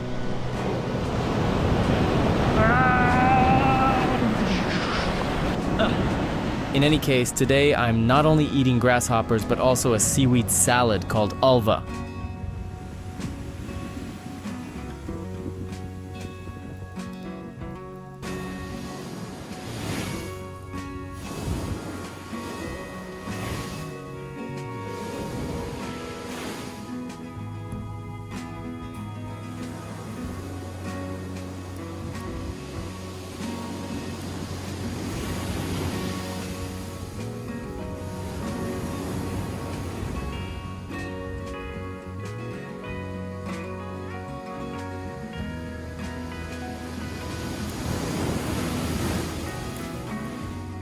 This is a very big one.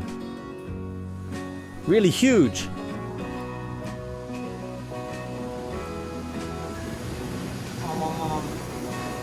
It's a delicacy. And I have no other choice, my friends. The ocean is very murky. I can't see anything, can't catch anything. Being hungry is not an option. So I have to find a way to deal with this situation.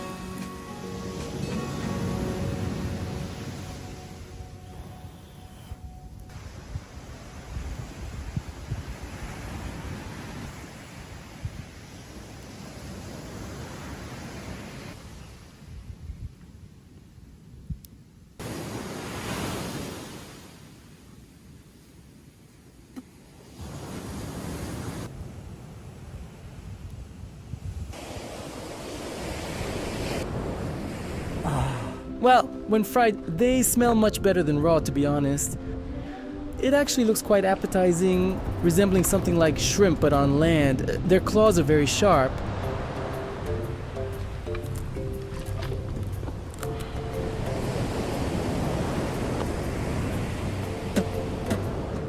I need to remove them carefully as they might get stuck in my tongue. But I think they're fried enough now, and I can start eating confidently.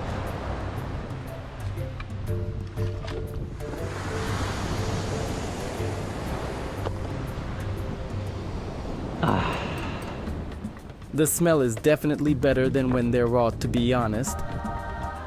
First, I'll have some seaweed.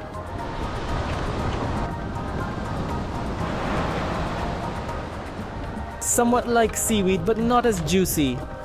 It's a good source of vitamins, protein, and minerals. Look it up on the internet. Ulva sea lettuce.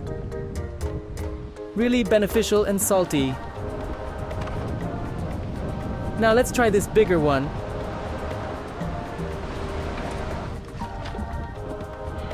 But I should remove these sharp claws and wings. You know what it reminds me of? Burnt parts of lobster when I grilled them over a fire.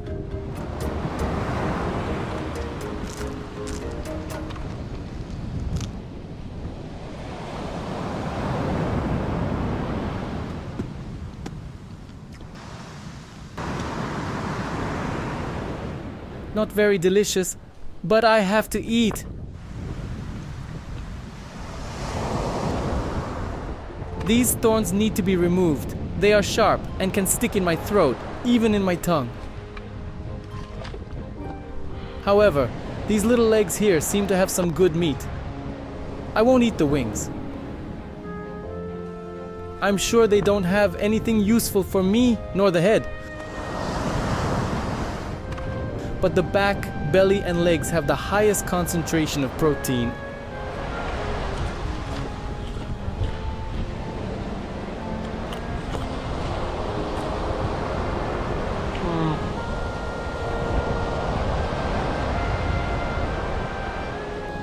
Honestly, on my scale of gastronomic preferences, it's about a 2 or 3 out of 10, not too great.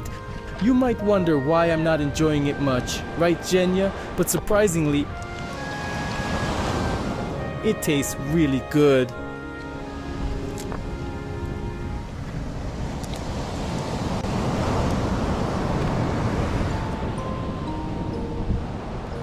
At least I have a good quantity of them for a snack today, and it's not bad at all.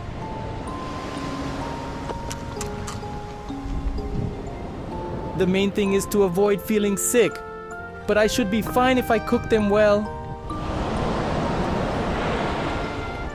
I'll have some seaweed with the locust to add variety.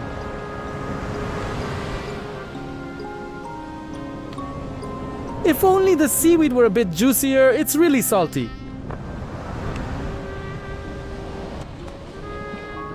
It seems much saltier than regular ocean water. I'll have to find a way to clean my teeth after eating these black locusts.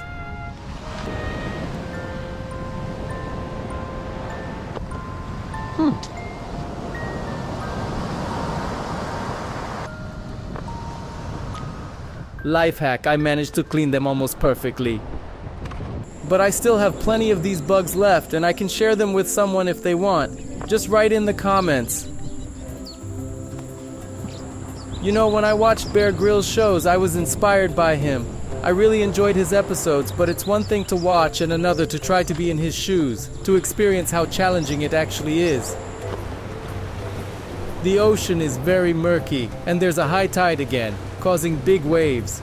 Always relying on spearfishing would be wrong, so I'll make a fishing line trap. Even when the water is murky, I can set traps or use the same fishing line for crabs or fish. So today, let's make another trap.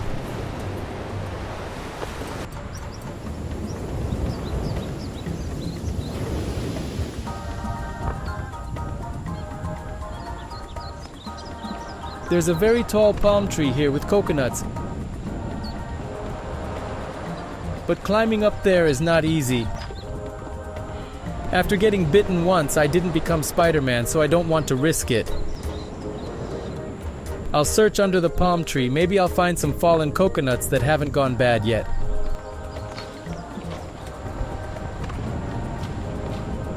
There are a lot of snails here, and it's quite humid. I'll have something to eat just in case, but I really want to find coconuts. I see some broken nuts, but I'd prefer to find fresh and whole ones.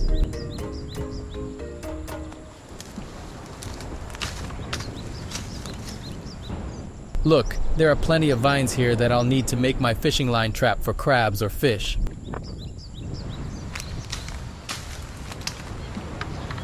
I have to move carefully, making noise so that snakes and other creepy crawlies hear me coming and go away to avoid any conflict.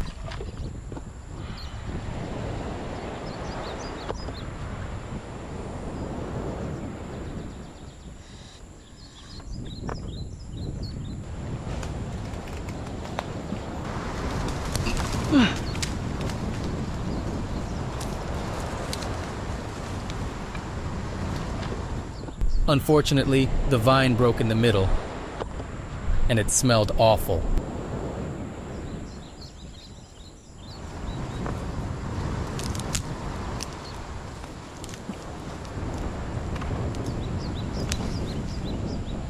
I shouldn't linger here because mosquitoes are biting.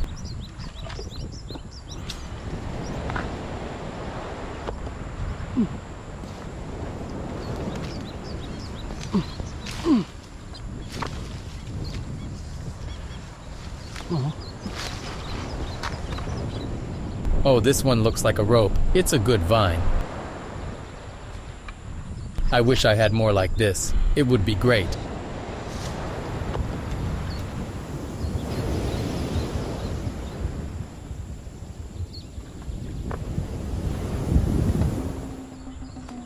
I've managed to collect only a few vines so far. The mosquitoes are biting hard, so I need to move to another spot where they weren't bothering me before.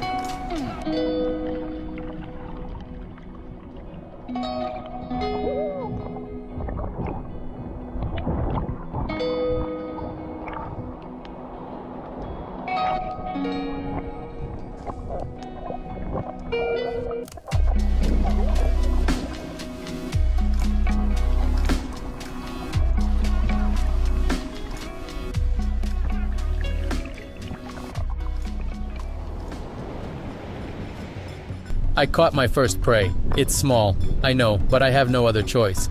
It's better than eating insects. While the tide is still in, I can catch these little ones. I hope to catch something bigger. There was one more, but it got away.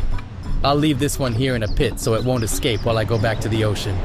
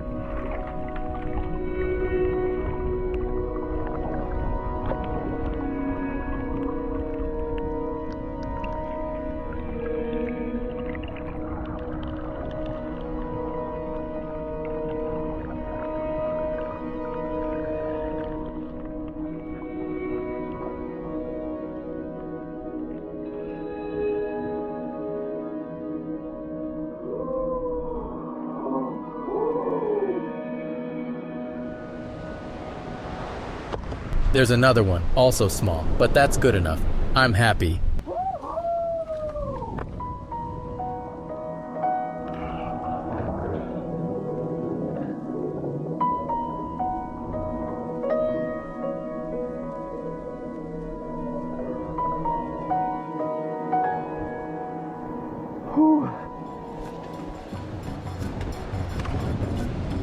Come here.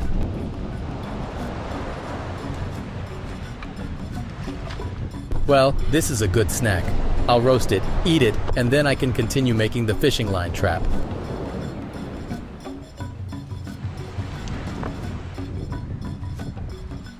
I enjoy this kind of fishing. It's a whole different experience.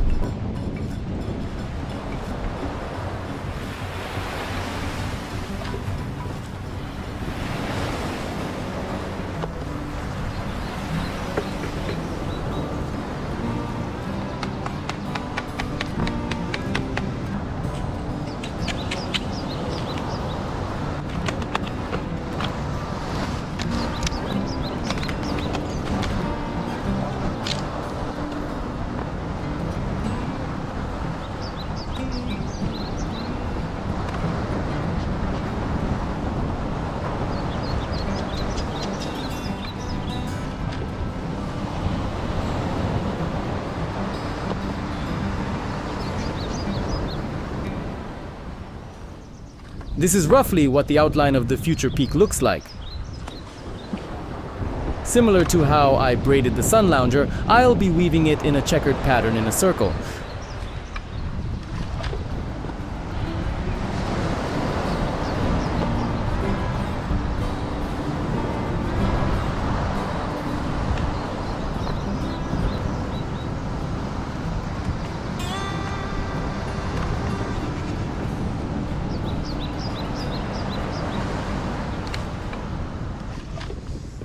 This way, everything will be completely enclosed, forming a cone-shaped bowl.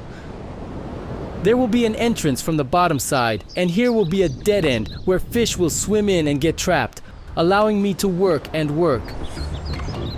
This is how it's turning out so far, my peak. I need to keep working, gather more lianas, and climb higher. It will take a cone shape. And here, on this side, it will have an opening. Well, that's basically it.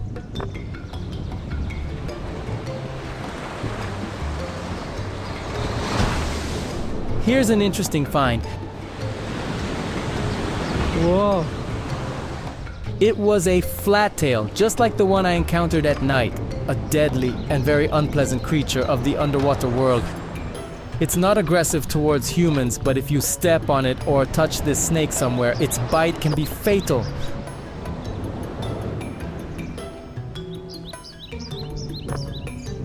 Look, my friends, this is what I was talking about. It has a very small mouth and a very small head. Somewhere there are venomous fangs and deadly glands. One should never be bitten by one of those fangs. It can end fatally.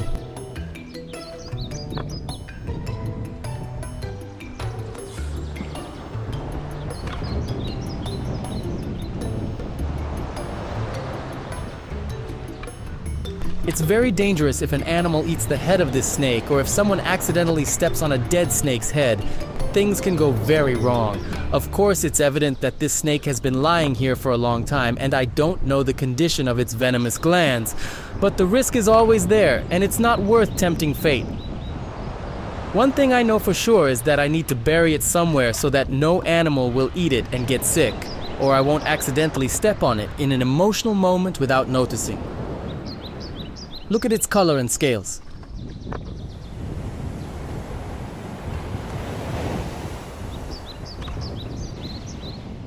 And a completely flat tail, which they use like fish use fins to move more easily underwater.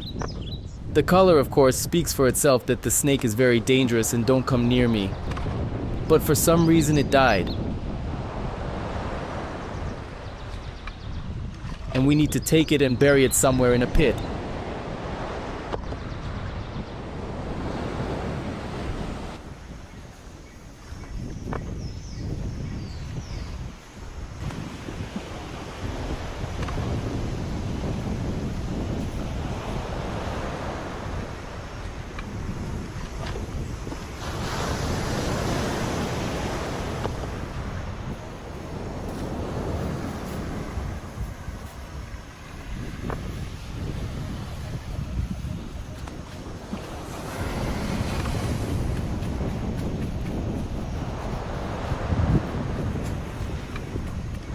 So that no other animals eat it or get poisoned. I hope no animals will find it here, and it won't harm anyone. The high tide forced me to move to a different location because it flooded everything there. Now, let's prepare our lobsters. I'll tidy up a bit here, set up a fire in the shade, and cook my treat.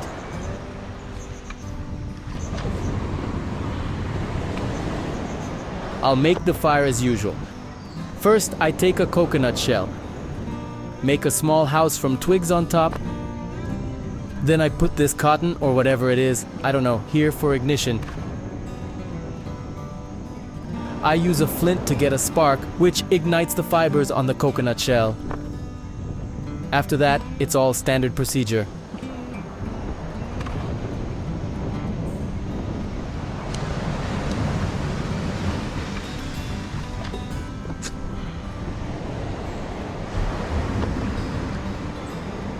Yeah.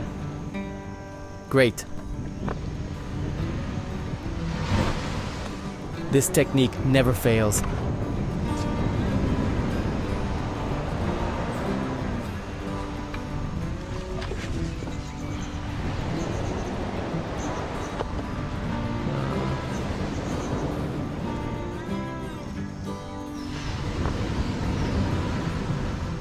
Yoo-hoo!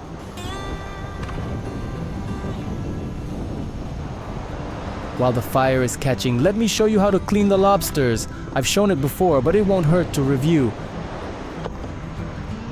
I break off the antennae.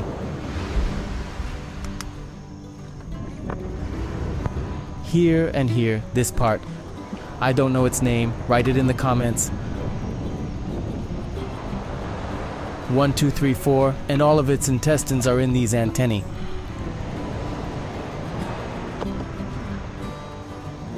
You can cook it in this state. The firewood is burning nicely. I have some good charcoal now, and I think it will be enough to cook 2 lobsters, so let's get started. This time, I won't cut the tails.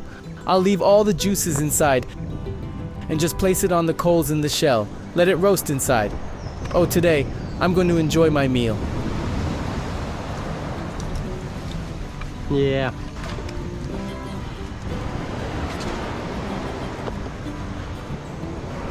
Some of you commented that cooking a dead lobster is not allowed. Can you please tell me if it's true and why? I can't just put it alive on the coals. That's not humane. So I kill it first and then cook it. Ooh.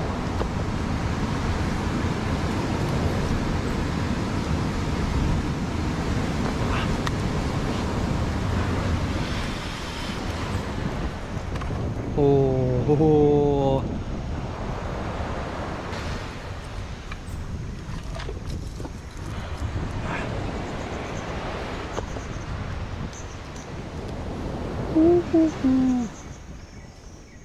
Here it is, the reward I deserved.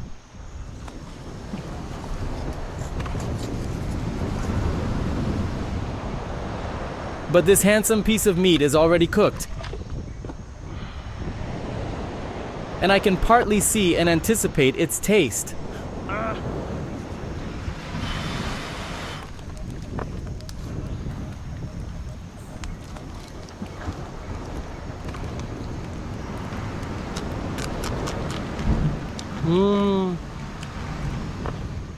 Oh, how I want to eat it as quickly as possible. I had to take the female as well, my friends, sorry about that. Otherwise, I would have definitely released her. But survival is at stake, so we must take whatever food we manage to catch today, be it a female or male, without discrimination. If you have the chance and caught a female, it's better to release her so she can reproduce.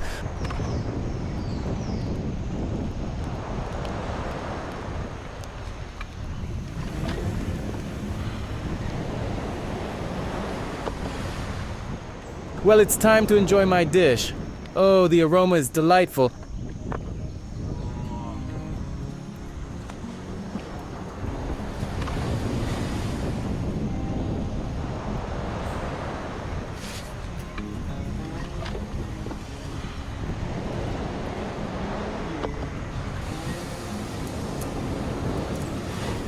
Oh yeah, this is something else. Friends, life is good.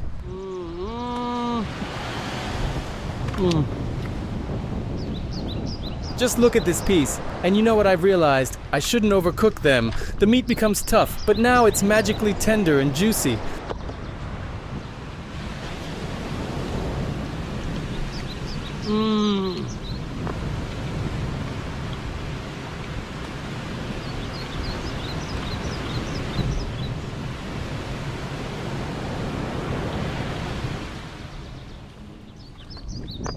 I don't need to say anything, it's just incredibly delicious.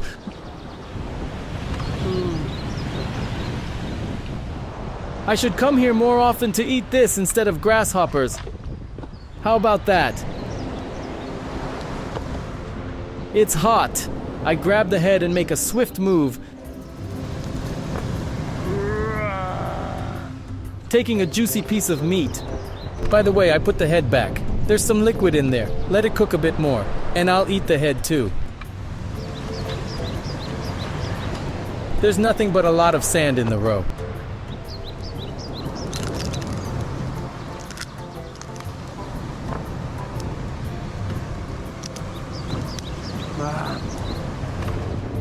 Look. Look, what can I say? I don't want to go home just yet. I want to eat like this every day. Please, lobster, be caught more often.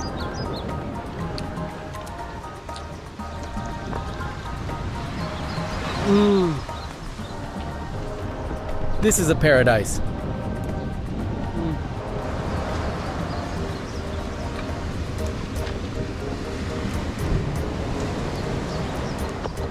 Now, feeling strong, energized, and in a great mood, I can confidently continue my adventure further.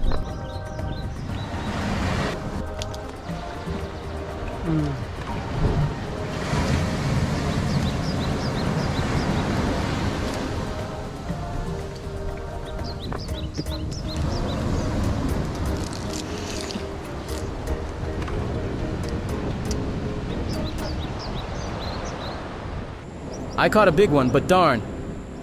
When it's big, it's not as elastic.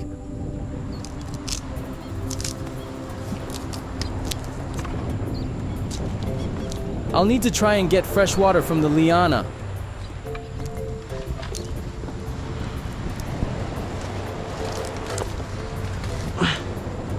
Wow, it's really big.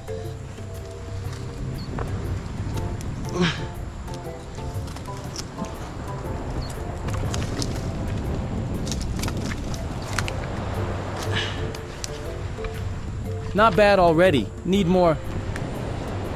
Look, this one is really long. Around 1.5 meters in one loop.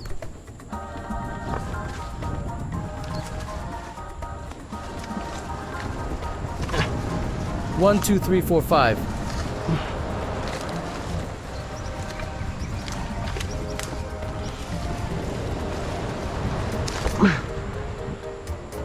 About 8 meters, I think, for one liana. Very cool.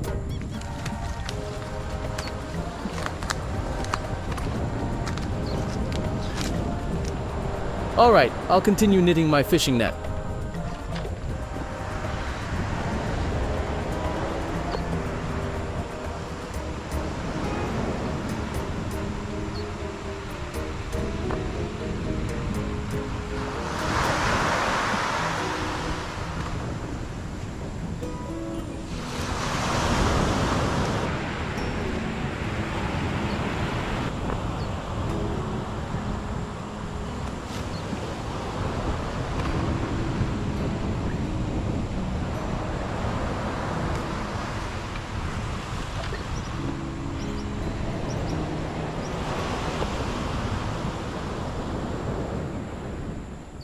Yes, it's better to do it in small pieces, and it's more convenient. Let's see how it goes.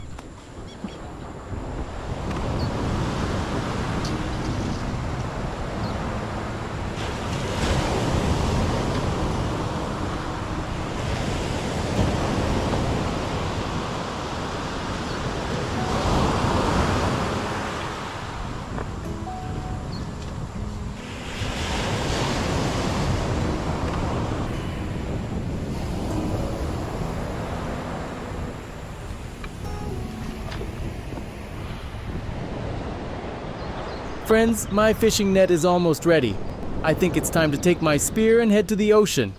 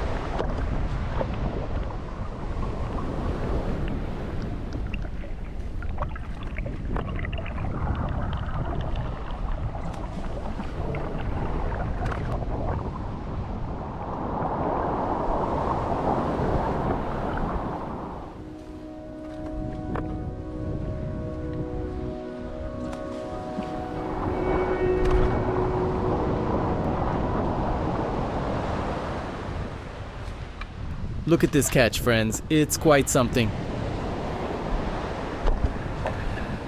I need to go back and search for more.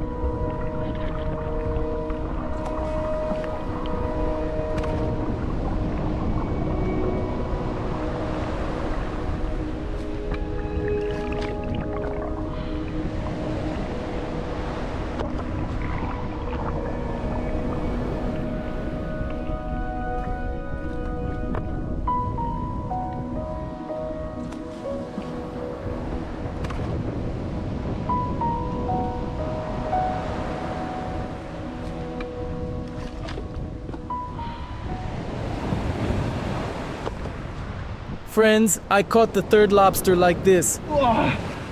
Caught it with my spear. Easy to shoot with my spear, which is already crooked, you see. But the downside is that I didn't realize it was a female. And I killed a little female. I'm sorry, I wouldn't have done it if I knew it was a female. It happened by accident. I won't do that again. I'll try to catch them by hand whenever possible. Let's go. Well, for a fishing trip, it's not bad at all. Look, they are small this time, but I hope fate will bring me some big trophy lobsters someday.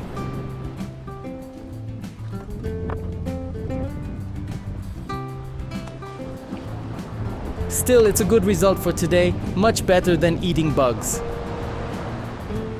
Here's my catch for today, friends. It's a great day, and I'm proud of myself. I'm so happy that today I'll have proper food, not some bugs or sea cucumbers or other nonsense. Today I'll have a feast like in the best restaurants.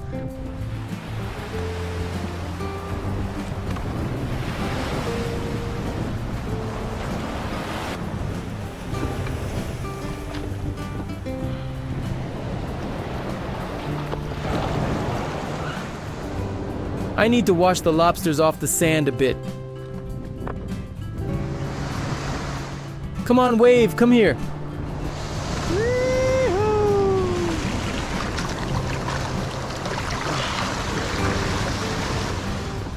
One is still alive. The fire has burned down. The coals are good. I think I can start grilling them. I won't cut the tails this time like I used to do. After cooking them whole, the meat is much juicier. So I'll just clean the stomach and throw it away, and I'll put them on the coals just like that. Opa. Beautiful.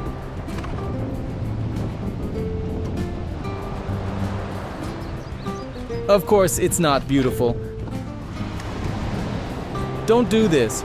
Release the females if you have the opportunity, unless it's a matter of life and death. In my case, I did something wrong, and it was a small female.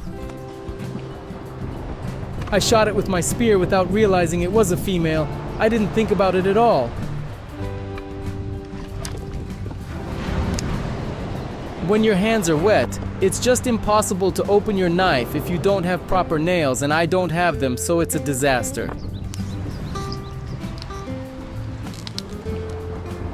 I put the lobsters to sleep, and then I quickly cleaned the inside part and placed them on the coals too.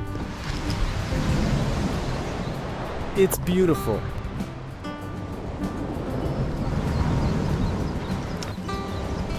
You know, I like this kind of statistics. Each time there are more of them, and I hope soon I'll not only have more of them, but also bigger ones.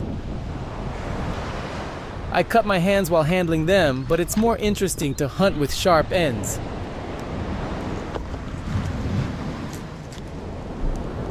О, This one is really beautiful, while this one looks a bit weak.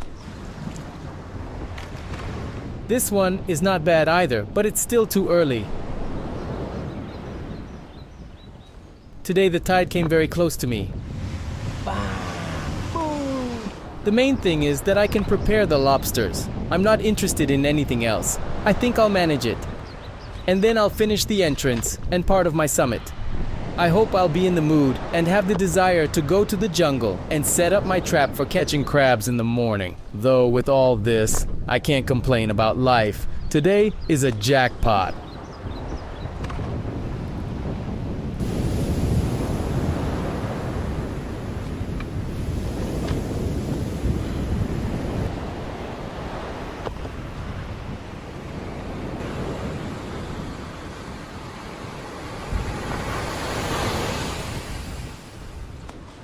Here, my friends, is a clear example of how the tide raises the water level, and the ocean throws these islands of garbage on the shore, and there's nothing you can do about it.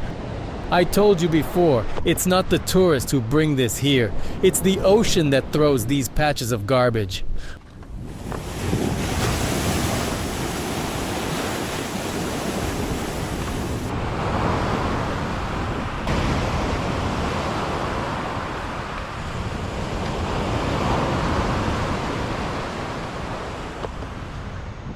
When the weaving narrows closer to the cone, the gaps become smaller and it's not convenient to braid the vines, so you need to skip 2 intervals and jump over. Then you can continue weaving. The higher you go, the thinner vines you should use because they are more elastic and easier to pass through narrow openings. That's how it goes. I'll continue further.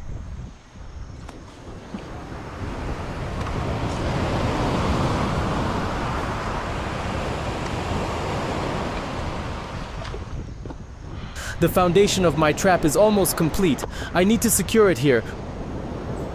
Wrap up the end and then flip it over to create the entrance.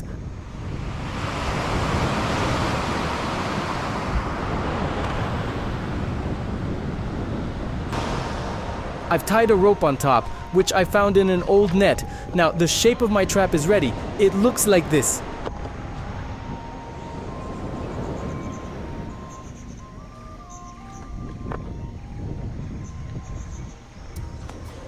With a space for fish to swim in and get stuck, and crabs can crawl in and stay. Next, I'll make an opening on this side for the trap to work properly. In principle, it turned out to be quite a large and efficient trap that can catch sizable fish and a good number of crabs. It's not small, so it should work well. The trap has a conical shape, resembling a funnel. I'll make another smaller structure and insert it here. This way, the entrance for fish or crabs will be conical, making it harder for them to escape. The small opening will force the fish or crab to struggle in the corners, so I'll insert a funnel here to make the entrance smoother. I need to think about how to make the entrance more effective.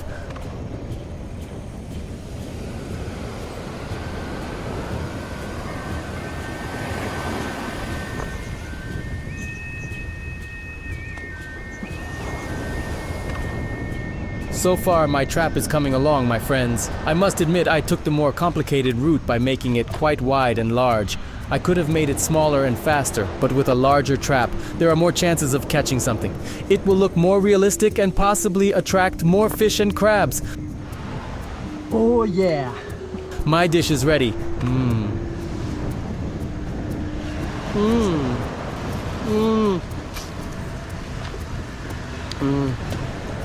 It looks juicy. It's as delicious as it looks, and maybe today I'll finally finish my trap and test it on crabs tonight. Look at those waves.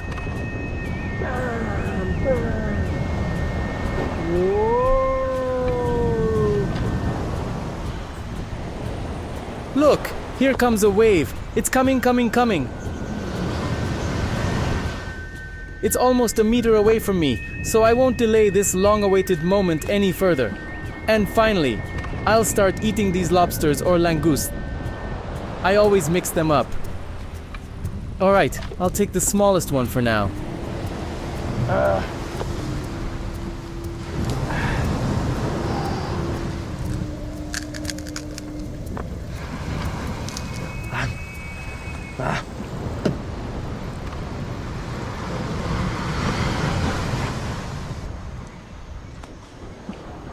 Wow, this is it, beauty.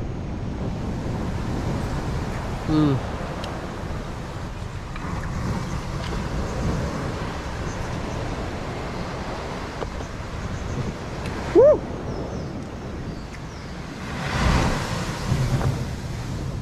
Life is great. Words can't describe it, my friends. It's so delicious. Whoa! Wow, this is amazing.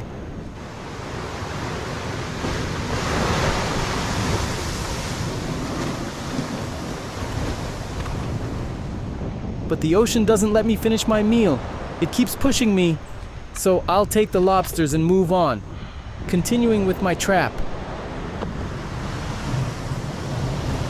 Whoa! I need to hurry. Oh, it's hot.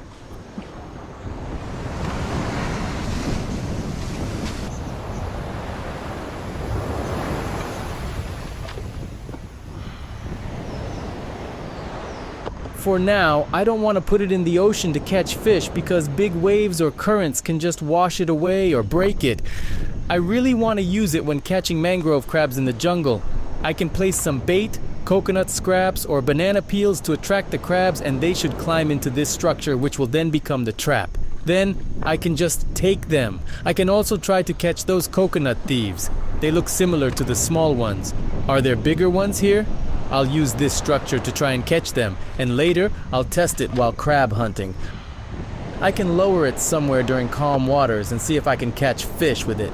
This needs to be done during a calm time, maybe during rest or at night to get an extra food source.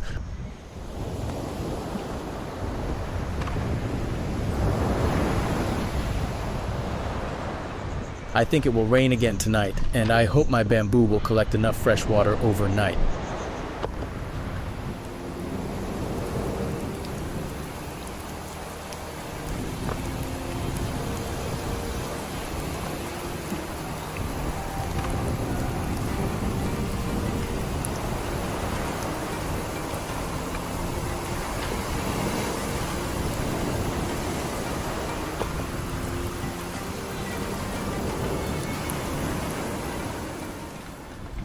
Well, friends, the rain has started again.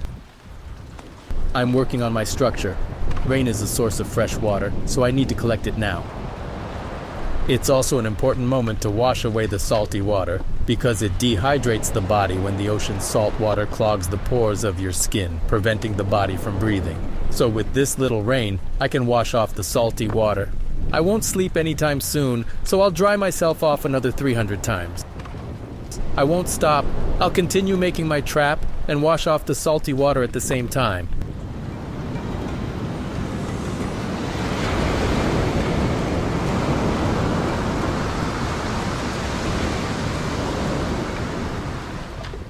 The structure is just huge, but that's good.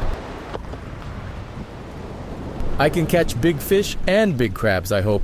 Now, I just need to make the entrance hole and my trap will be ready. I can leave it in the mangrove bushes and check it in the morning. During this rain, I can collect a liter of water in just a couple of minutes. It's quick, which is good.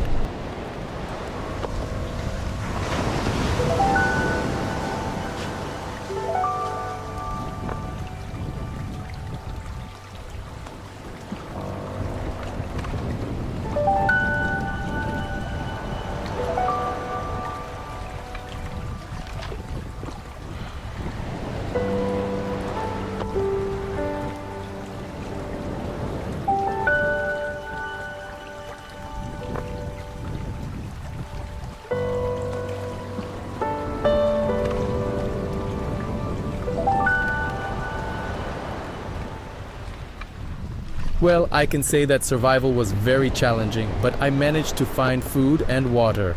The important thing is to know how to do it. If you like this video, then please give it a thumbs up and subscribe to my channel. Thank you so much for watching, and see you soon.